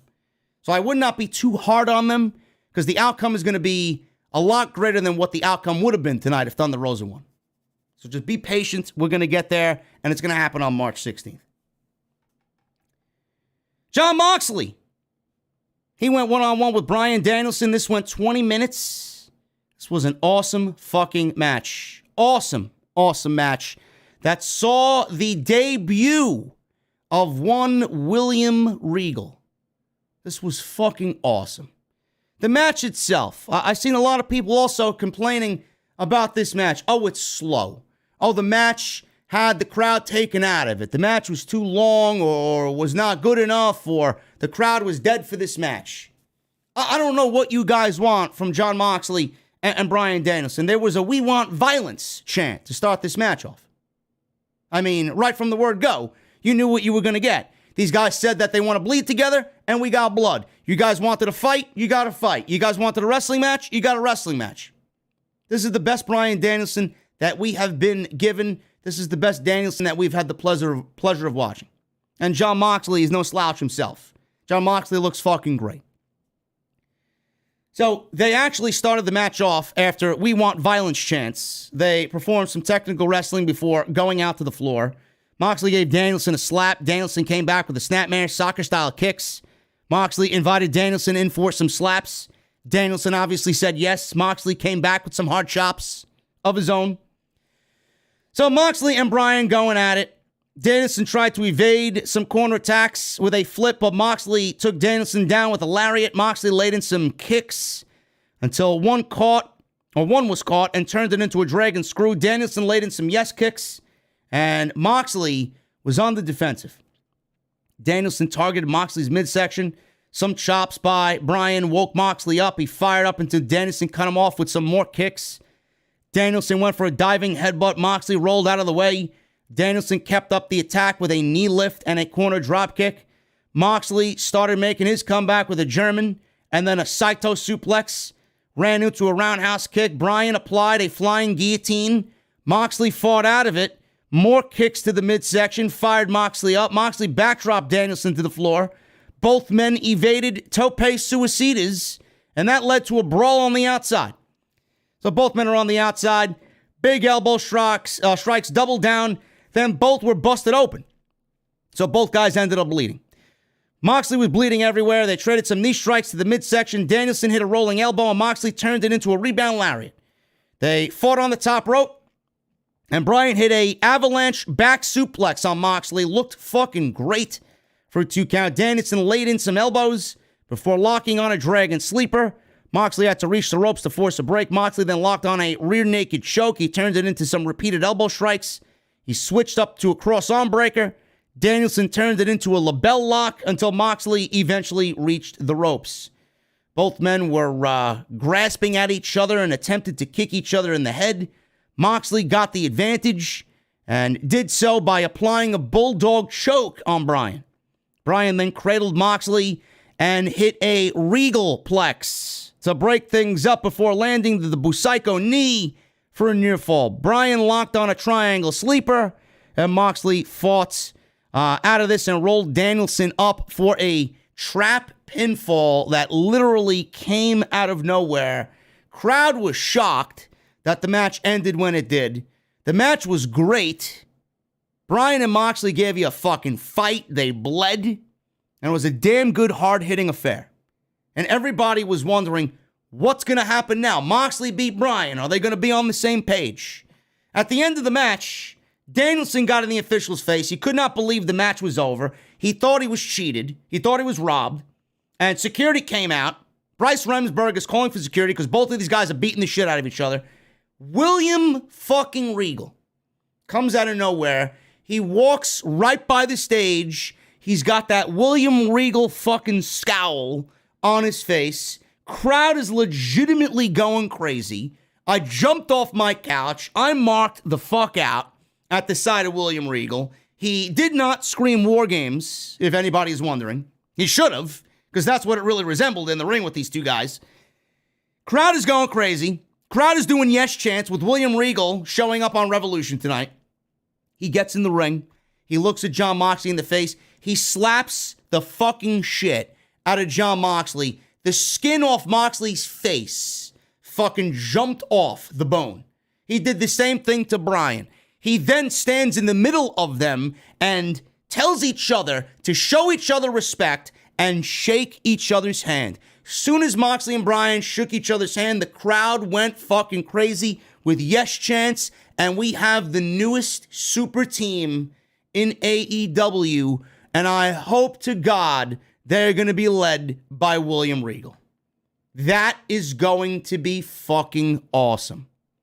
William Regal was announced by Tony Khan online on Twitter that he is signed with AEW and he got the official All Elite graphic. William Regal is now All Elite.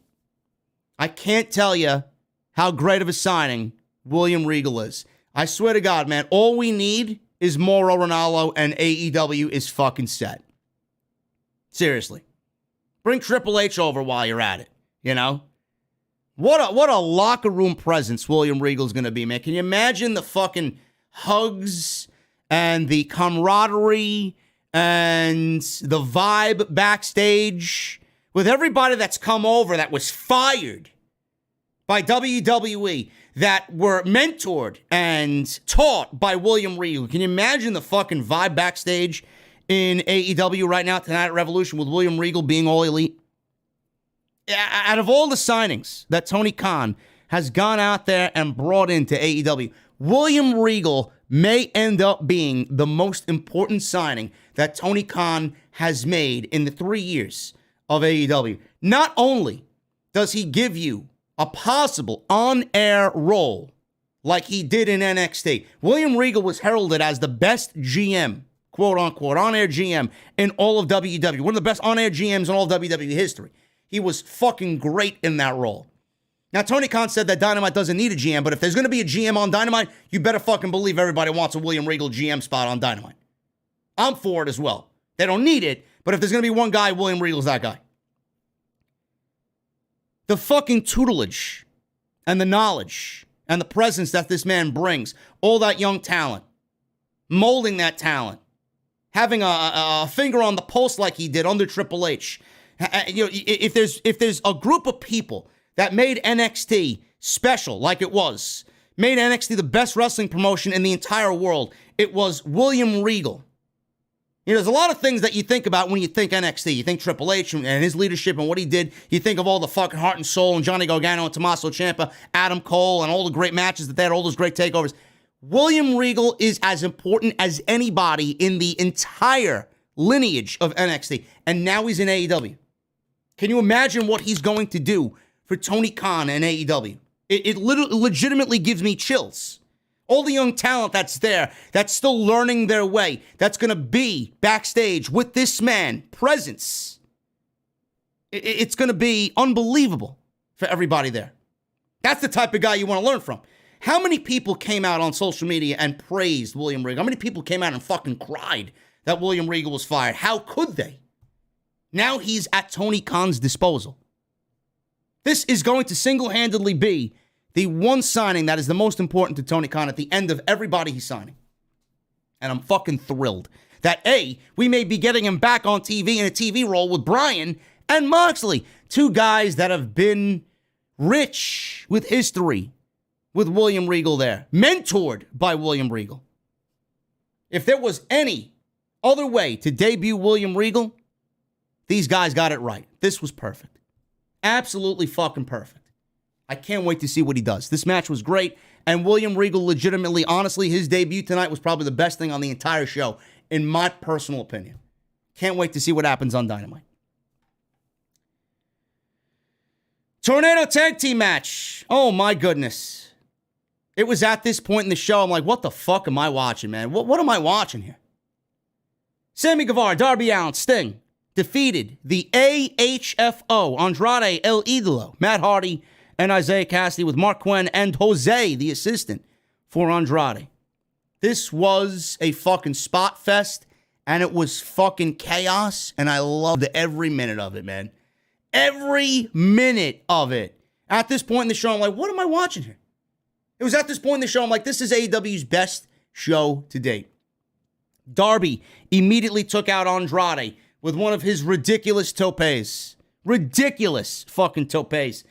Sting dispatched Jose, the assistant, propping him up in a chair, and he put a trash can over Jose, and Darby fucking did one of his ridiculous suicide dives through the ropes and took out Jose while he was wearing that trash can.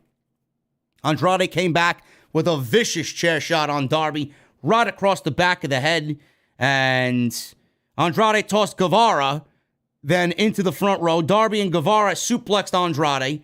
Hardy and Cassidy isolated Sting in the ring. Sting popped right up and took both guys out with trash can shots. Darby hit coffin splashes, and Guevara landed his double jump moonsault on Cassidy. Andrade planted Darby in the corner before Hardy hit a twist of fate on Guevara for a near fall. Andrade went for a springboard to the floor, but Darby sidestepped. Private Party worked together to attack Guevara, and they managed to hit Silly String over the outside ring barricade in the crowd. Hardy and Sting brawled into the crowd. Then all of a sudden, Butcher and Blade appeared there for the Hardy family office and started to attack Sting. So Butcher repeatedly swung Darby into a barricade, took him out. Then Private Party had Guevara perched up on tables on the stage. This is where it got fucking crazy, man. Guevara fought back against Private Party, climbed up on the tunnel. They were standing legitimately on top of the fucking tunnel on the Revolution stage. So he's up there with Cassidy. They're brawling up top. There's tables down below stacked next to each other. And Sammy Guevara hits a fucking Spanish fly off the ramp, off the tunnel on the ramp through the tables. He missed one of the tables completely. Isaiah Cassidy looked like he hit his back of the head on the other table that did not break. Meanwhile, the other table that did break, they went right through it and landed, crashed right through the table and on the stage. Sammy Guevara has got a fucking death wish. He does one of these deals every single time. I know you're fucking crazy, bro. Holy shit. That was sick. Crowd popped big for that. That wasn't even the craziest fucking thing in the match. That was pretty fucking crazy, but Sting said, hold my beer. Butcher and Blade started setting up a fucking plethora of tables here in the crowd. Sting was fired up. He fought them both off. He was eventually overwhelmed here by Andrade and Matt Hardy, who hit a low blow. Darby and Andrade fought on the tables. Hardy got the advantage but collapsed because he was so fucking exhausted. He was so beat up. Sting, as he sees Andrade laying on the table here because of Darby, he jumps off the mezzanine. Sting, hair all crazy, makeup fucking all over the place. He jumps off the mezzanine and does a Stinger splash through Andrade, through the tables, 3 tables stacked. Sting jumps off the mezzanine through Andrade, through these 3 tables. Crowd is going fucking crazy. Back in the ring, Darby hit a Scorpion Death Drop on Matt Hardy, through some chairs, followed by a coffin drop that barely connected. His head hit Matt Hardy's ribs. Matt Hardy was rolling away, and he was rolling further away from Darby. Darby just could not make the length of this coffin drop. He barely hit it, but he got the 1, 2, 3. This match was fucking chaos, man. I loved it. I loved every bit of this. It went 13 minutes. It was nonstop action. Sammy Guevara almost fucking killed himself with a Spanish fly off the tunnel, off the top of the tunnel, through the ramp and the tables. Sting jumping off fucking mezzanines at 60 years old. I mean, it's like Sting thinks he's 30 teaming with Darby Allin. It's a great thing to see. This was great. This was great. Crowd absolutely went fucking bonkers for this, man. All over the place, and it did its job. Awesome stuff. And we got Sting, Sammy, and Darby winning the match. I guess that little tension that Sammy and Darby had at the end of the Rampage triple threat, that shit was thrown out the fucking window, man. We didn't see any of that shit tonight. And they got the job done against the Hardy family office. Main event, the AEW Championship. Adam Page versus Adam Cole. This is for the AEW World title. And a lot of people were not really high on Adam Cole as the number 1 contender for the AEW Championship. I didn't really mind it. There was really nobody else that made sense in this role. And Adam Cole's going to be a future AEW champion. It's just going to take some time. Can't put him at the top of the card. Can't put him at the top of the spot there for the AEW Championship right away. Can't make him champion right away because he's relatively new. It feels like he just got here. And you don't want to take the title off of Adam Page too quickly because Adam Page, believe it or not, he's had some really damn good fucking matches. With Bryan, you guys know the 2 matches that they had. Lance Archer. This is his real first pay-per-view title defense. You don't want to take it off of him in his real first pay-per-view title defense. Adam Cole made sense. Adam Cole was undefeated. And they're all going to tie this storyline into the return of Kenny Omega and the inner breakdown of the Elite with the Undisputed Era guys and the Young Bucks and Kenny Omega. It's all going to come to a head. Adam Cole doesn't need the World Championship for that. There's no reason to take the championship off of Adam Page to put it on Cole when the big story here is the internal turmoil of the Elite breaking down. Who's going to lead the Elite? who's doing what, who's betraying who's turning their backs on who. You don't need the World Championship for that. So there's no reason to take it off Page. But the match itself was great. Adam Page is incredible. Adam Cole, you guys know how I feel about Adam Cole, one of the best ring performers in the world. Easily top 5.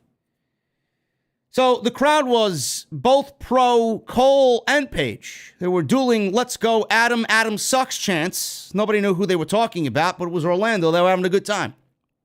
At the end of the match, they were really split legitimately on who they wanted to win. This was a really 50-50 split as far as crowd reaction goes. So, Cole, he laid in some forearms right at the top. He was yelling at Page, kind of taunting him and berating him. Page dropkicked Cole out to the floor, sent him into the barricade. Cole was in control. He avoided a lariat, sent Page's arm hard into the ring post. So, that's one of the stories here. Let's take out the buckshot lariat. Cole had that well in his plan. So, he sent Page into the steel steps next. They're back in the ring. He hit a Ushigoroshi. Planted Page with a spinning slam. Every time Page started to make some comebacks here, Cole would cut him off. And Cole hits a feint kick and looked for a Panama Sunrise. Page booted him. He followed up with a springboard lariat and an absolutely brutal fucking apron powerbomb that I don't know how Adam Cole got up and began to walk around, man. It sounded like a fucking shotgun blast with that apron powerbomb. Unbelievable. Unbelievable. Adam Cole is one tough son of a bitch after that apron powerbomb. So Adam Page followed up with his moonsault off the top rope to the outside after that apron powerbomb. Back in the ring now, Cole rolled out of the way of a buckshot lariat. Page was able to hit a Liger bomb for 2. Jim Ross asked Excalibur, what's the difference between a powerbomb and a Liger bomb, he says. And Excalibur gave him the definition, and Jim Ross was like, I just wanted to test the young buck. So there you go. They were a little fun on commentary there between Jim Ross and Excalibur. Page was able to hit the Liger bomb. They fought on the top rope, and this was a great spot where Cole reversed Page's top rope moonsault with a perfectly timed super kick. You guys remember the Adam Cole Ricochet match at TakeOver? I forgot which TakeOver it was. I think it was maybe Phoenix. He did that moonsault off the second rope, and Adam Cole hit the super kick mid-moonsault on Ricochet. Same spot, only with Page coming off the top rope, doing a moonsault off the top rope. Perfectly executed super kick to Adam Page's face. Awesome. So Cole then started to tune up the HBK band super kick. Page hit the Deadeye for a near fall. They went back and forth with some strikes in the middle of the ring. It was Brooklyn. That was Brooklyn? TakeOver Brooklyn was Cole and Ricochet? I don't know. Was it? Yes, it was TakeOver Brooklyn 4. Yes, you guys are right. Yeah. TakeOver Brooklyn 4. Awesome match, man. Man, do I wish I could go back in time to those shows. Now we're getting those TakeOver shows, as far as I'm concerned, in AEW. They're just as good. They're just longer. So, after that, Deadeye, super kick, lariat to Cole turned a follow-up lariat into a crossface, forcing Page to reach to the ropes. So, Page countered a Ushigoroshi, hit a tombstone pile driver for 2. There was a lot of matches that executed a tombstone pile driver. Punk did a tombstone. Thunder Rosa did a tombstone. Page did a tombstone. Maybe everybody's getting in the Hall of Fame spirit with The Undertaker. But how many tombstones do we have to see? Net near falls. It's The Undertaker's finishing move. It shouldn't be done and used so leniently. That was my only takeaway from all these tombstone spots. Why is everybody using the fucking tombstone tonight? Maybe they're in WrestleMania spirit, man. I don't know. So, he did the tombstone, and after that, they were going at each other, one after another with some strikes. Page hit a German. Cole hit another Ushigoroshi.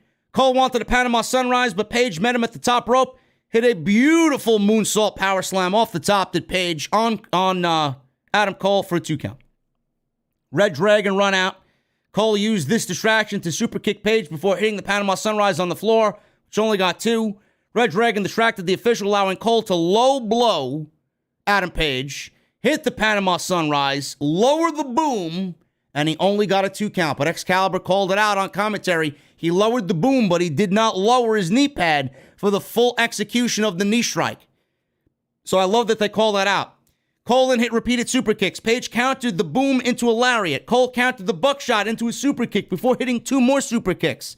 Page then collapsed face first to the mat, and it was the only way for him to evade the finishing move by Adam Cole. He was going to lower the boom again, but one of the simplest ways to get out of Adam Cole's finishing move is to just fall face first onto the mat, and that's exactly what Page did. It ended up working out in his favor. reDRagon set up a table at ringside. They took the timekeeper's table and moved it over to the ring apron side.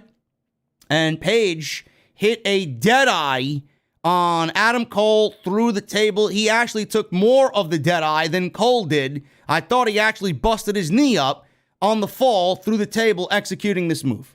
So then the Dark Order ran out to come check on Adam Page, and they got into a big brawl with reDRagon. They chased O'Reilly and Fish up the ramp. Page hit the buckshot. Cole got his hand on the rope after a pinfall attempt, and that stopped the referee's count. Page used his belt. He took off his belt and tied Cole to the top rope with his belt, just as Cole had done to Page at Dynamite last week, where Page was tied up by Cole with duct tape. So he returned the favor here using his belt and tied up Adam Cole on top of the ring rope. He laid in some thrust kicks before running into one from Cole. He then freed himself. Page hit a thrust kick, lowered the boom on Adam Cole. So he used Adam Cole's finishing move on himself. And then he hit the buckshot lariat, and that was it. And Adam Page wins and retains the AEW Championship. After the match, Page acknowledged Cole and posed with the belt. So there is some friendly respect there between Page and Cole, being that there is a lot of history there. And Adam Page wins and retains the World Championship. This was a great main event. This was a very highly contested and hard-fought main event. And the right outcome is Adam Page winning the match and retaining the championship. I would have been okay with Adam Cole winning the championship, but I don't think Adam Cole needs the World Championship right now. I'm very much impressed with Adam Cole any day of the week. But Adam Page, he needs some big victories like this, man. He does. And this was a nice, big victory for Adam Page. He got victories over Bryan. He has that time limit draw, that 1 hour Broadway draw with Bryan. He beat Bryan in the rematch. He beat Lance Archer in a fucking hellacious Texas death match. He beats Adam Cole. For anybody that says Adam Page is having a very lackluster title run, I mean, I don't know what you're watching or how you're feeling that way or why you're feeling that way, but Adam Page right now is doing his thing as world champion. And I'm loving the way he's booked. This gave him a little bit more credibility. This gave him a little bit more of a stronger reign. And I'm very interested to see where they're going with him next, going into Double or Nothing. It could be MJF. It could legitimately be anybody. But I'm very intrigued at the possibility of Adam Page versus CM Punk for the World Championship. I really am. And I honestly do think at some point this year, Punk is going to win the World Championship and eventually drop it to MJF in their third and final encounter, getting MJF not only the victory, but getting the rubber match victory and the World Championship. This was an incredible pay-per-view. This was an incredible pay-per-view. AEW's best pay-per-view to date. I feel like we say that a little bit too often. I feel like we say it every time AEW is a pay-per-view. And the funny thing is, guys, you see how WWE does their pay-per-view. They have the WWE Network at $4.99 on Peacock. You know, you sign up for Peacock, and you're going to get exactly what you're paying for. You're going to get $4.99's worth and $4.99 quality pay-per-view. Tony Khan is charging $50 a pop for Revolution. And their pay-per-views happen 4 times a year. You can see the difference in quality that Tony Khan produces pay-per-view compared to WWE. Honestly, in my eyes, Tony Khan and AEW are doing pay-per-view the way that pay-per-view needs to be done. And tonight was every bit of that. Nothing can stop AEW on pay-per-view. Truly. Anytime they have a show, you know it's going to be something special. And at the end of the day, I'd say this was a 9 out of 10 show, with the only thumbs down for me, and the only down spot, surprisingly and sad, And I know they'll bounce back from it, but the worst match of the night was probably Thunder Rosa and Britt Baker. I just didn't think they had a good performance tonight. And hopefully that changes going into Texas, where Thunder Rosa hopefully will win the Women's Championship in her hometown against Britt Baker. But guys, listen, that is the AEW Revolution post-show. I appreciate y'all sticking with me. We had some technical difficulties before. I don't know what the fuck happened. I don't. And we were back live. I lost some of my audience. I gained some of it back. We had 3,300. We ended up sticking with 2,500. I appreciate you guys sticking with me. Again, I can't help the technical difficulty, so I apologize about that again. And we're live. Shit happens, man. Shit happens. But we ended strong. And I'm very happy with what we did tonight on the post show right here on Off the Script. We're going to read your super chats in just a second. Guys, follow me on Twitter at JDfromNY206. That's Twitter and Instagram. Make sure you hit that subscribe button down below and turn on the bell for all notifications. And make sure you guys go check out my sponsor for today's show, Audible, audibletrial.com/scripts. That's 30 days free of this service and one free audiobook of your choice. Micah, with a $4.99 at Super Chat, wanted to see the show at the theater tonight, but couldn't because I had to work tonight instead. It's okay, though. AEW will be here in San Antonio, Texas in 2 weeks. And you're going to get Thunder Rosa winning that World Championship, brother. Enjoy it. D. Bastardo with a $5 Super Chat. Was at the pay-per-view. Crazy crowd. WWE math in AEW. Loss Wednesday.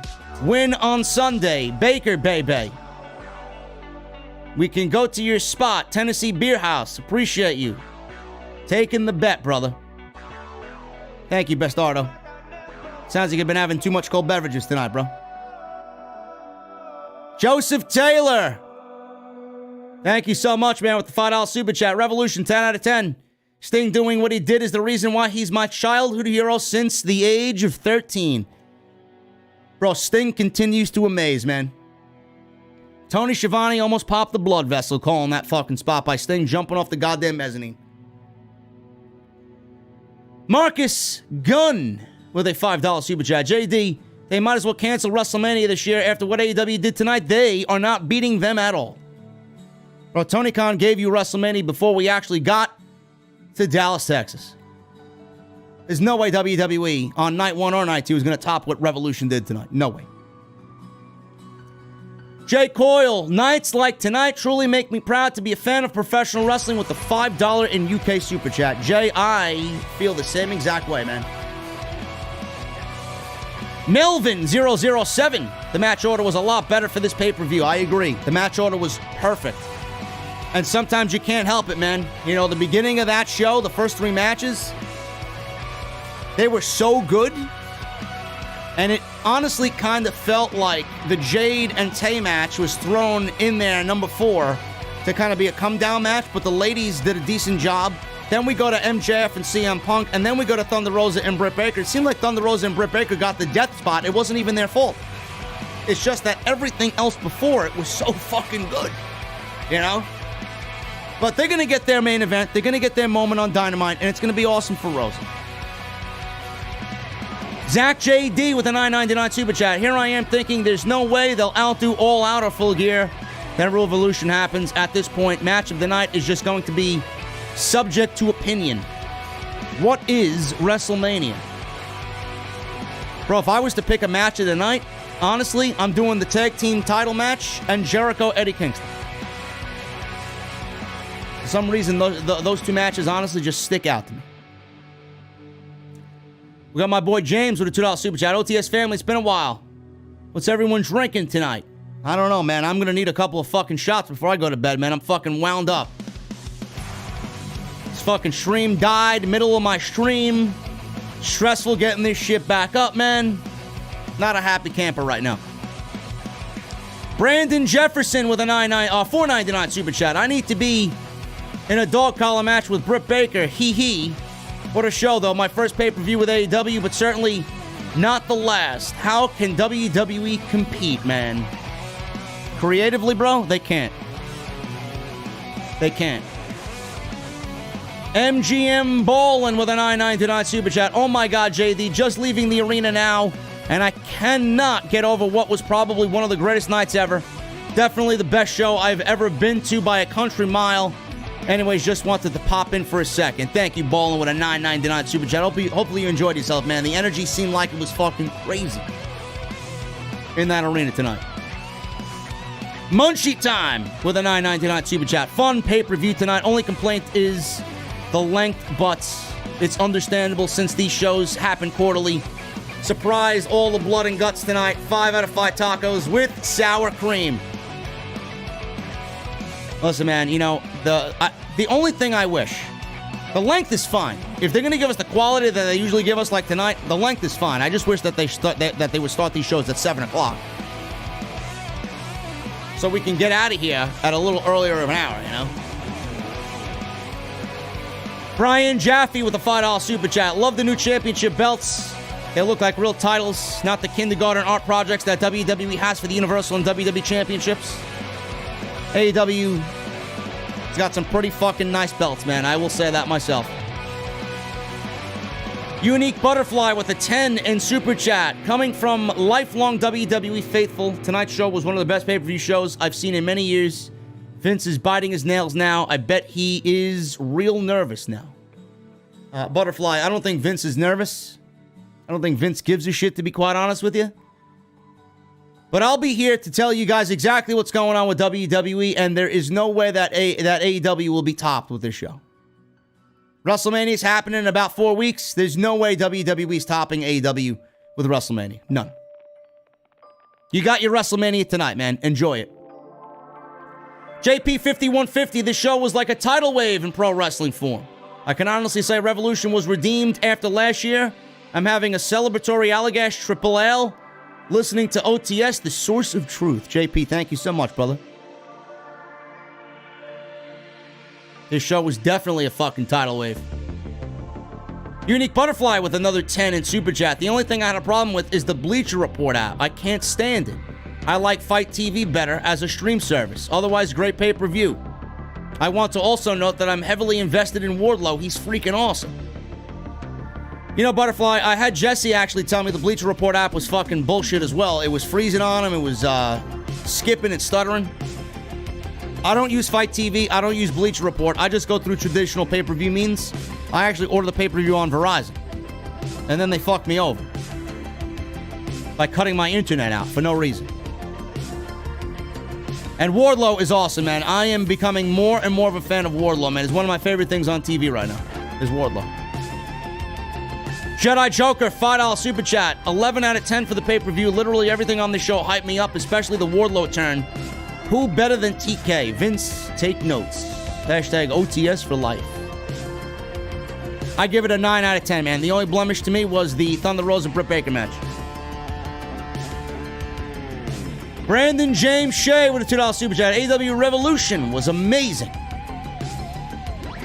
Bushi Clementine with a $10 super chat. Only have one gripe. Punk, Max should have been just pre-main event. Crowd was nuclear for it. They noticeably died until the main. Moxley Bryan would have been better in that place, in my opinion. It doesn't matter, bro. That place became unglued when William Regal came out. It doesn't matter.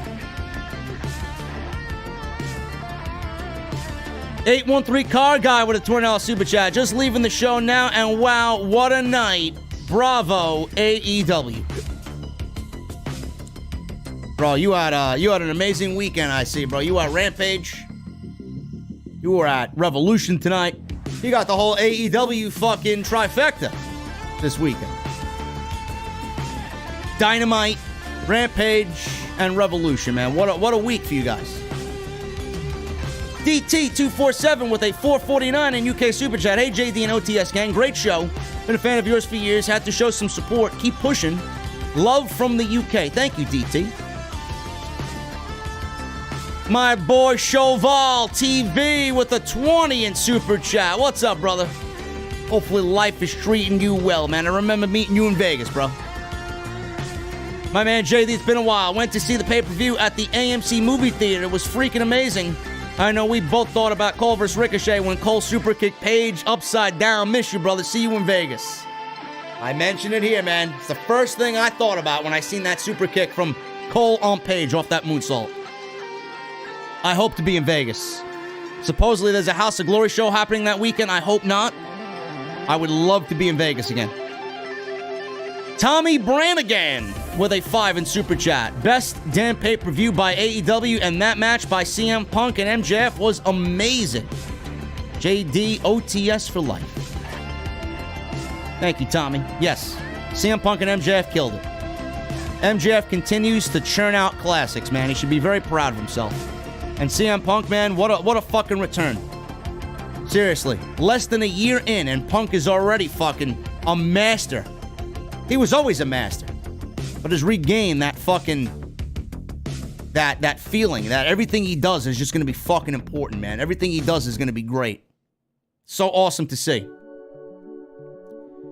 Phil Smith with a Australia $5 super chat. What's up, JD? What a show. MJF is either going to take the TNT title away from Wardlow or the title match itself. Nuclear heat incoming. He is going to, he's going to fuck over Wardlow. Yeah. He really is. And I'm here for it, man. I'm here for it. John A. with a $1.99 in Super Chat. Where were you when The Undertaker debuted? I was living at home with my parents, man. 1989? I was 7 years old. Probably watching the Survivor Series live with my father in the living room. Hoyt Reynolds with a $4.99 Super Chat. Hey, JD, fire pay-per-view. How would you use William Regal, and will MJF fire Wardlow? Yes, MJF is going to fire Wardlow, and Wardlow is going to start his babyface ascent. And William Regal, obviously pair him with Moxley and Bryan. Have him be their manager. And if William Regal wants to take a role as GM on TV, he's the only guy I would accept in that role. Plus the backstage producing and the mentoring, he's a valuable asset, man. He's going to be a very valuable asset.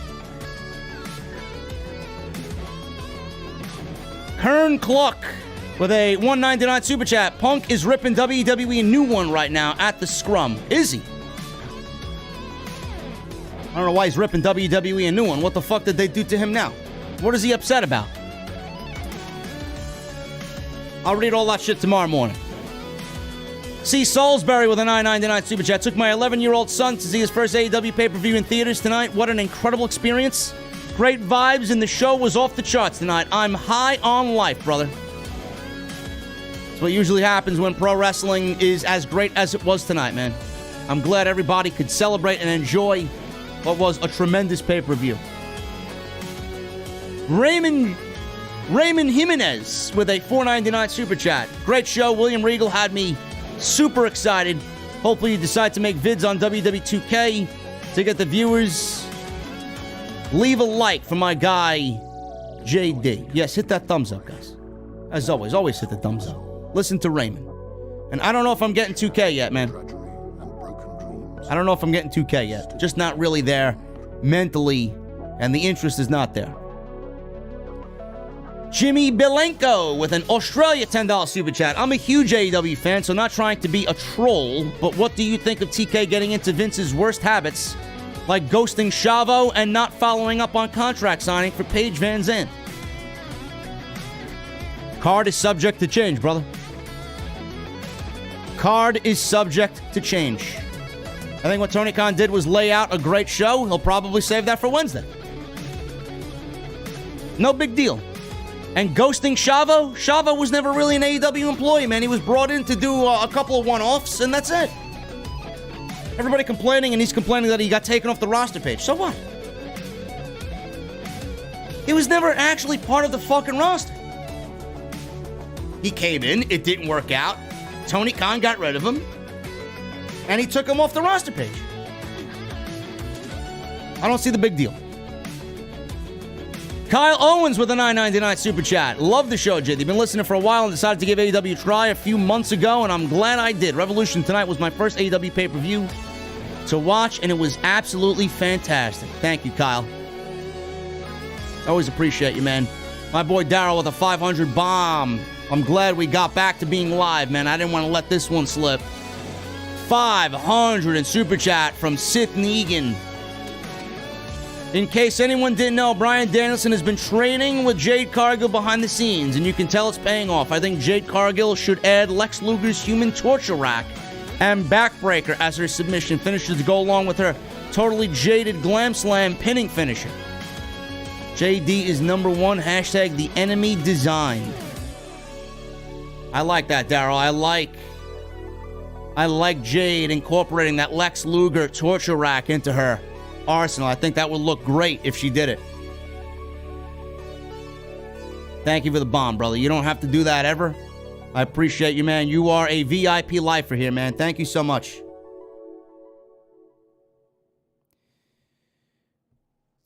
Clinton Jackson with a $10 super chat. The ladder match was gratifying and ironic, as WWE people always seem to complain about the size of wrestlers. Well, AEW showed them off. Hobbs, Wardlow, Lee, hell, even Luchasaurus. All athletic big men. Hobbs had a great night. Wardlow had a great night. Keith Lee had a great night. Luchasaurus had a fantastic night. I thought what he did was awesome in that tag team match, man. He looked really, really slick, smooth, and impressive. Jared Ford with a $5 super chat. Sure got fed this weekend. Sacrifice from Saturday, Revolution tonight. Two really great shows. Appreciate all the work you're doing, JD. It's going to be a brand new week, man, next week. Hopefully we don't have any fucking internet problems. Indico with a $5 super chat. Hey, JD, much respect. Revolution 2022 was one of the greatest AEW pay-per-views so far. Not the greatest AEW pay-per-view. This was our WrestleMania, another awesome live stream. Thank you, Indigo. I think this was AEW's best show to date. Their best show to date, in my honest opinion. D. Bestardo with a $2 super chat. Best use of Sting in 25 years. You the man, brother. Bro, Sting is absolutely fucking unreal. Never in my wildest dreams would I see Sting doing what he did tonight in 2022. Nobody thought about it. Man of 1,005 holes with a $5 super chat. Thanks for coming back on. You're incredible with your passion for wrestling. Best AEW pay-per-view since All Out 2021. This was our WrestleMania. 10 out of 10. I had to come back on here, man. I was not going to sleep if I did not come back on here. Leo Gallimara with a $5 super chat. Adam Page wore rainbow colors on his attire to oppose the Don't Say Gay bill in Florida. Former high school teacher. That's cowboy shit. I did not know the story behind that. Awesome. Omni Entertainment with a 5 in UK super chat. I want these E-drones to say Regal wasn't any good now that he's all elite. Hope to see great things with Swerve. AEW is only going up, bro. William Regal. Who's to say William Regal doesn't have a say in the new Ring of Honor, man? If Tony Khan is going to get Ring of Honor started back up, who's to say William Regal doesn't have a say in that? What a signing. That and Swerve. Spirit of the Wolf with a $5 super chat. I appreciate your honesty, JD. Whether it's WWE or AEW, I wouldn't have it any other way. You always get honesty from me, man. Always. No matter what. It's just that this is a good honest. WWE is also a good honest too, but they suck. Gavin Deeth with an Australia $5 super chat. I know this might sound terrible, but Sting could probably still go when he gets to 93 and nobody would be mad. Well, I hope he's around to live long enough to 93. But no, he will not be doing that at 93, man. Let's enjoy it while we got it. Nat Phillips Reviews with a $5 super chat. We were there live. This was an amazing show. Met Wardlow after the show. Great birthday week for me. Keep up the fine work, my friend. Thank you, Mr. Matt Phillips. Og Shingo with a $4.99 in UK. Regal was one of Moxley's biggest supporters in WWE. Their feud in FCW is considered to be the best pre-NXT feud. Moxley and AEW and New Japan shits on Dean Ambrose. I can't wait to see what they do with Regal, Moxley, and Bryan, man. They got my interest immediately with him coming to television. Mono Floyd with 2,500 in Chilean pesos. Can we all appreciate how much Adam Page has improved since the BTE days? Adam Page is fucking great. He's awesome. Jedi Joker, $5 super chat. Do you think if Bobby the Brain Heenan was still around, him and Morrow would have been a good commentary team? Absolutely, man. Morrow's the best in the business. And Bobby the Brain Heenan is the best color commentator of all time. Nobody will ever top Bobby Heenan. Mad Action becomes a new member. Thank you, brother. What are you drinking? Welcome to the VIP lounge, man. No smoking, though. There's no smoking in the VIP lounge, man. Only cold beverages. Served. Brandon James Shea, AEW's 10 out of 10. Roxas, 1969, re-ups for 4 months. JD, at this point, WWE might as well just walk away from Mania. Mania is going to be my biggest live stream of the year, man. Both nights. If Verizon doesn't fuck me with the internet. Joseph Taylor with a $5 super chat. Well, Jesse's going to get his ass kicked now after what happened to Thunder tonight.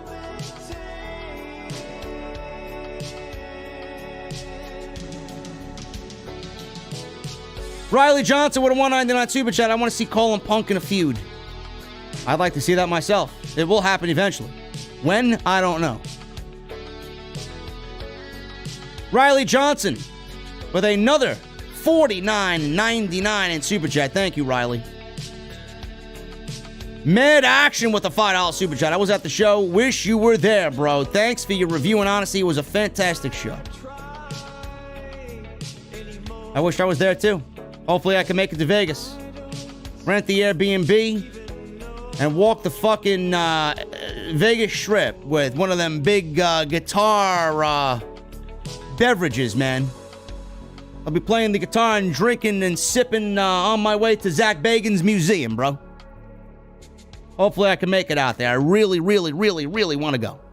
I do. And I'm kind of jealous that everybody was at the post-show scrum and I wasn't there, man.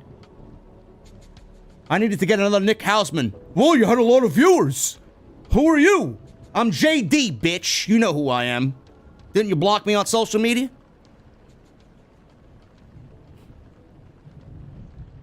So funny, man. Nick Houseman was standing behind me at the post-show scrum for All Out. I had like 5,500 people watching me stream it. And he asks us who I am. You know who I am, bro. Shut the fuck up. Issa, yes. Yes. We walk in the strip with beverages all day. Golden Boy with a $5 in super chat. Don't stress, brother. You can't control certain things. You rock no matter what. Just remember the OTS family loves you. Respect your hard work, man. Thank you, Golden Boy. I'm going to be angry not because of the internet, because I'm such a fucking perfectionist. Feel like my stream just got cut in half, man. That's what happens when you live with this brain, man. You want everything to be perfect, especially in presentation, man. If anything is off and nothing, goes the way it should, and the quality of it is off, it bothers me, man. It's gonna bother me till tomorrow night, and I do Raw.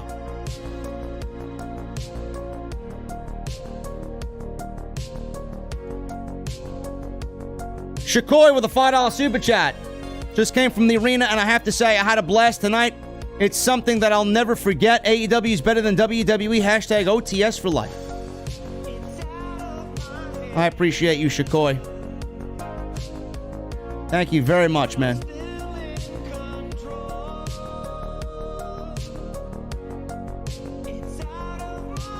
Guys, that's all I got for you, man. We went long, man. We went near 3 hours here. 20 minutes of it was cut from the fucking stream because I actually had my internet cut. So, again, I apologize for you guys. And hopefully this will not happen tomorrow night when I'm live for Monday Night Raw, which I will be back live for Monday Night Raw. Took the week off last week to chill with my friend in Atlantic City. And we'll be back tomorrow night. Should be a good show. Got Edge and Styles at WrestleMania. See what happens with Pat McAfee and Austin Theory. Maybe Steve Austin makes an appearance. Don't know what's going on with him. The whole Cody Rhodes rumor thing is heating up again. Is he going to WWE? What's going on with the talks? Is he going back to AEW? We'll figure it out, man. But I'll be live tomorrow night in the venue, as always, for Monday Night Raw. And you guys know what time it is, man. I'm about to get out of here, jump in the Mustang, and get the hell out of here, bro. I appreciate you guys sticking with me, even through the technical difficulties. Really means a lot to me. And I'm glad you enjoyed the stream tonight, as I thought AEW gave us their best show and their best pay-per-view to date. Awesome, awesome stuff. Thank you guys again. Follow me on social media at JDfromNY206. That's Twitter and Instagram. Hit that subscribe button down below. Turn on the bell for all notifications. Continue to hit that thumbs up, guys. We got 1741 as far as the likes go. Can we get to 2,000 likes? Can we get to 2,000 likes? If you guys are in the chat and have not hit the thumbs up, please do that. Really, really helps me out. Thank you to all the super chats. Thank you to Daryl for the big $500 bomb to get everybody started tonight. Thank you to all the new members that's joined the VIP lounge. Again, make sure you guys follow me on Twitter at JDfromNY206, Twitter and Instagram. Shout out to Audible. Go check out Audible, audibletrial.com/scripts. 30 days free of your service and one free audiobook of your choice. Go get your t-shirts. Bonfire is the place. Bonfire.com. The exclusive home of Off the Script. And if you missed anything that I uploaded this week, man, on the channel, it's all on the homepage. Go and check it out. Off the Script. Episode 418 and 419 on there, as well as the live streams for Wednesday's Dynamite and Friday's SmackDown. I will see you guys back in the venue on Monday for Raw. I'll be live after Monday Night Raw, but I need two things for you guys because you know what's coming up, man. I need those guitar emojis in the chat. My VIPs, those Mustang emojis if you got them. And I need that music on max. Thank you guys for a great live stream tonight. And I will see you all tomorrow night for Monday Night Raw right here on Off the Script. I'll see you guys later.